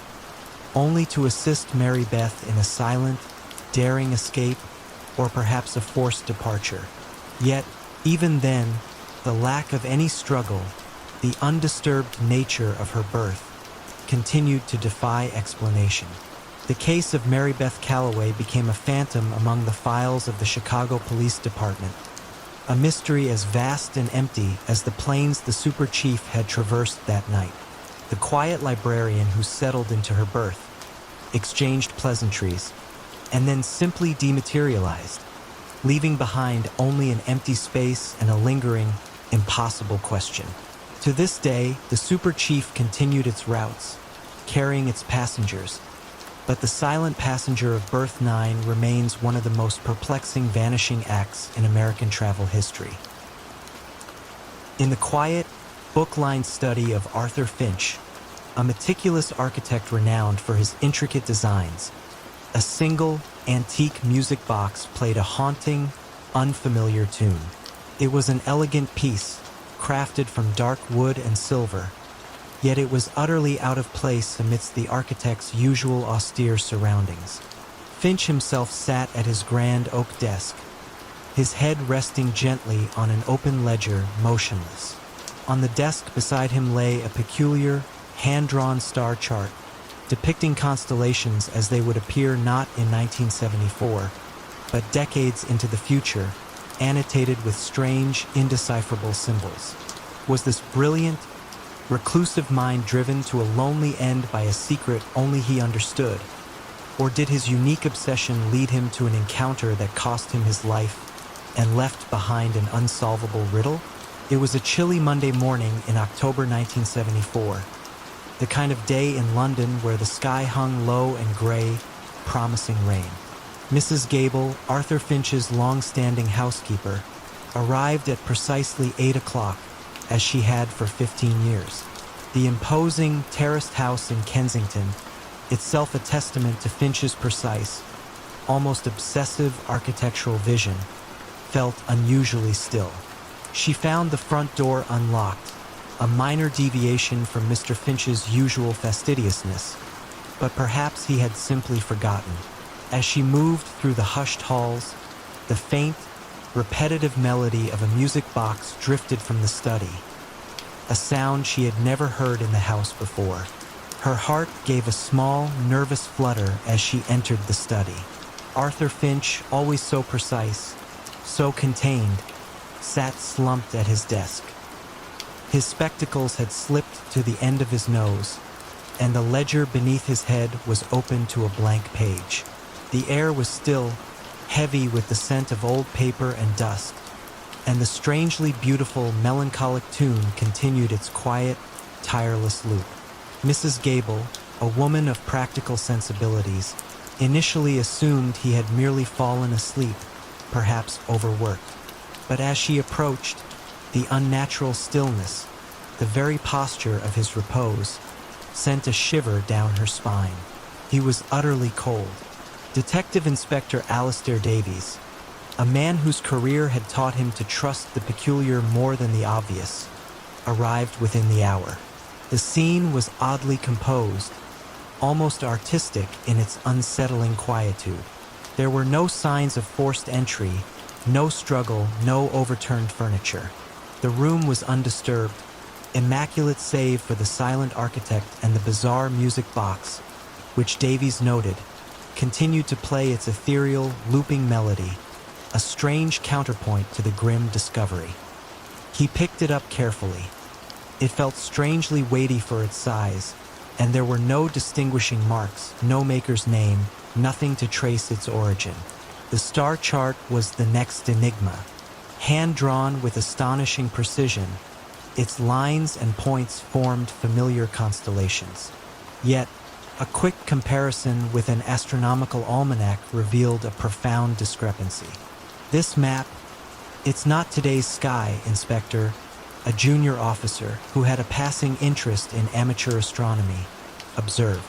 These positions, if my memory serves, are for, well, years from now, decades even. Look at the alignment of Orion and that distant cluster near Cygnus. Impossible for a 1974 sky. Finch, a man known for his near-photographic memory and an interest in esoteric mathematics, had seemingly charted the future heavens. Cryptic symbols were scrawled in the margins, like a language only he understood, perhaps a personal shorthand for complex calculations or deeply private thoughts. Dr. Eleanor Vance, the pathologist, provided the initial findings. No obvious cause of death. No signs of struggle, no poison in the system, no visible trauma. It was as if he had simply stopped. But a more detailed autopsy revealed a minuscule, almost imperceptible puncture mark on the back of his neck, consistent with a very fine needle. It suggested a swift, professional delivery of a fast-acting, untraceable toxin that left no metabolic trace. An assassination, then? But why Arthur Finch, the quiet, reclusive architect? The investigation into Finch's life proved as elusive as the method of his death. He was a solitary figure. No known enemies. No family beyond a distant cousin he hadn't seen in years. No recent financial woes. His clients respected his genius, but few claimed to truly know him. He lived for his designs, each structure a complex puzzle, a testament to his unique intellect. Had he, in his singular pursuit of architectural perfection or perhaps some other, more abstract form of knowledge, stumbled upon something dangerous? Experts were consulted. The music box was a masterpiece of clockwork, its melody unique, seemingly unrecorded anywhere. The star chart, when analyzed by professional astronomers, confirmed the startling precision of its future projections. Was it a code? A map to a hidden location revealed only at a certain future celestial alignment? Or was it an intellectual game, a final, elaborate riddle left by a dying genius? One theory, whispered quietly among the investigating team, suggested Finch had been involved with a clandestine organization, perhaps one dealing with highly sensitive scientific or historical secrets. His intellect, his precision, his reclusive nature, all could have made him a valuable asset or a dangerous liability if he sought to reveal what he knew. The music box could be a trigger, the star chart a key, a message for those who understood. To this day, the case of Arthur Finch remains a profound enigma. The music box eventually wound down, its unsettling melody silenced forever, tucked away in an evidence locker. The future star chart now resides in a police archive, its intricate lines a silent testament to a brilliant mind and an impossible death. The architect of whispers took his secrets with him, leaving behind only the ghost of a tune and a map to a sky that has yet to arrive. In a quiet university town in West Germany, nestled along the Rhine, Professor Elias Thorn, a renowned philologist whose life was dedicated to the ancient echoes of forgotten tongues, was discovered lifeless in his study, a single sheet of paper clutched in his hand. What was the origin of the alien script meticulously penned on that paper? A script unlike any known to human history, and what silent knowledge did it hold that led to the scholar's enigmatic demise? It was a cold, gray morning in October of 1963 when Klaus Richter, Professor Thorn's research assistant, unlocked the heavy oak door to the professor's private study in the university's hushed linguistics department. Elias Thorn was a man of profound routine, his days as predictable as the ticking of the grandfather clock in the department hall. When his usual 9 a.m. request for tea went unanswered for the third consecutive morning, Klaus felt a prickle of unease. The aroma of stale pipe tobacco and aged paper, familiar companions in the study, was unusually heavy. Professor Thorn sat slumped at his large, leather-topped desk, amidst stacks of obscure texts and research notes. His spectacles were askew, and a half-full teacup, long cold, sat beside a worn dictionary. He appeared utterly at peace, as if he had simply fallen into a deep, unending sleep. But then Klaus noticed it. Clutched in the professor's right hand, held with surprising rigidity, was a single, crisp sheet of parchment. It was covered from top to bottom in an elaborate, unreadable script. Medical examination was swift. Dr. Schmidt, the university physician, declared the cause of death as a sudden, massive heart attack, likely occurring 2 or 3 days prior. There were no signs of struggle, no poison, no foul play.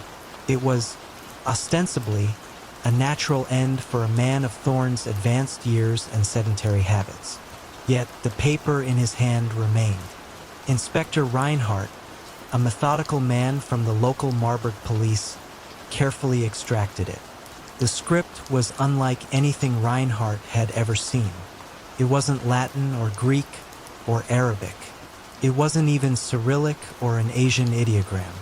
It consisted of fluid, elegant curves, interspersed with sharp, angular strokes, arranged in neat, horizontal lines. There were repeating patterns, almost like a recurring grammatical structure, but the individual symbols were alien, bearing no resemblance to any known alphabet or logographic system. It looked deliberate, meticulously crafted, not the chaotic scrawl of a disturbed mind, but a coherent, if utterly incomprehensible, form of writing. Reinhardt immediately consulted the university's linguistics department. Colleagues of Professor Thorne, experts in everything from ancient Sumerian to obscure Celtic dialects, pored over the document. They traced the symbols with their fingers, murmured theories, and shook their heads in frustration. "It's not a cipher we know," one professor declared, "nor any natural language. It possesses an internal consistency, certainly, but its origins, they are utterly unknown." Professor Thorne himself had been a master cryptanalyst during the war, lending his linguistic genius to Allied code-breaking efforts. Could this be one of his own creations? Private code, perhaps? But why leave it so prominently at his death?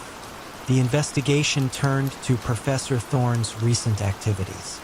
His life was largely confined to his study, his books, and his occasional lectures. He had no known enemies, no significant financial entanglements, and no close family.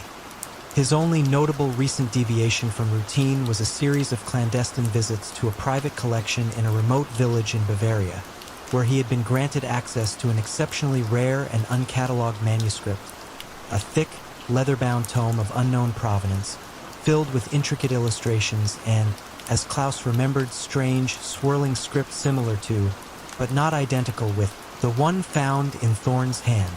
Klaus had only seen glimpses of it, as the professor had been unusually secretive about this particular research. The Bavarian collection, when investigated, confirmed Thorne's visits. The curator, a stern, elderly woman, vaguely remembered the professor being intensely focused on a single, unnamed volume, a book she had inherited from a reclusive ancestor who had traveled extensively in the Ottoman Empire and parts of Eastern Europe. She couldn't provide much detail, claiming its contents were too abstract for her. The book itself, however, was still there, untouched. It offered no direct match to the script. Theories began to form around Reinhardt's desk. Could the script be a new discovery, a previously unknown ancient language that Thorne had deciphered, the knowledge of which proved too dangerous to live with? Perhaps a forgotten sect, a hidden civilization, or a secret society, and Thorne's quiet death was a deliberate silencing? Or was it something far more contemporary, something tied to the tense geopolitical landscape of 1960s Europe? West Germany was a hotbed of espionage. Could Thorne have been caught in a web of Cold War intrigue, the script a coded message meant for a contact or a warning or even a confession? His wartime code-breaking past made this chillingly plausible. You might wonder, if it was a code, why was it left in such an exposed manner? Perhaps it was meant to be found. A final message, a challenge, a desperate cry for help, or a warning to those who might follow in his footsteps. The clean, unruffled state of his study, the serene expression on his face, only deepened the enigma. It was as if he had carefully placed the message there, understood its profound implications, and then simply allowed himself to pass. Despite every effort, the intricate script of Professor Thorne remained an unwritten tongue, its meaning locked away forever. The initial diagnosis of natural causes stood, but the question of the paper, and the secret it held, continued to haunt Inspector Reinhardt. To this day, the Marburg University archives hold a meticulously preserved copy of the document, a silent testament to the linguist who died holding a language only he knew, and a mystery that continues to baffle those who dare to ponder its unwritten truth.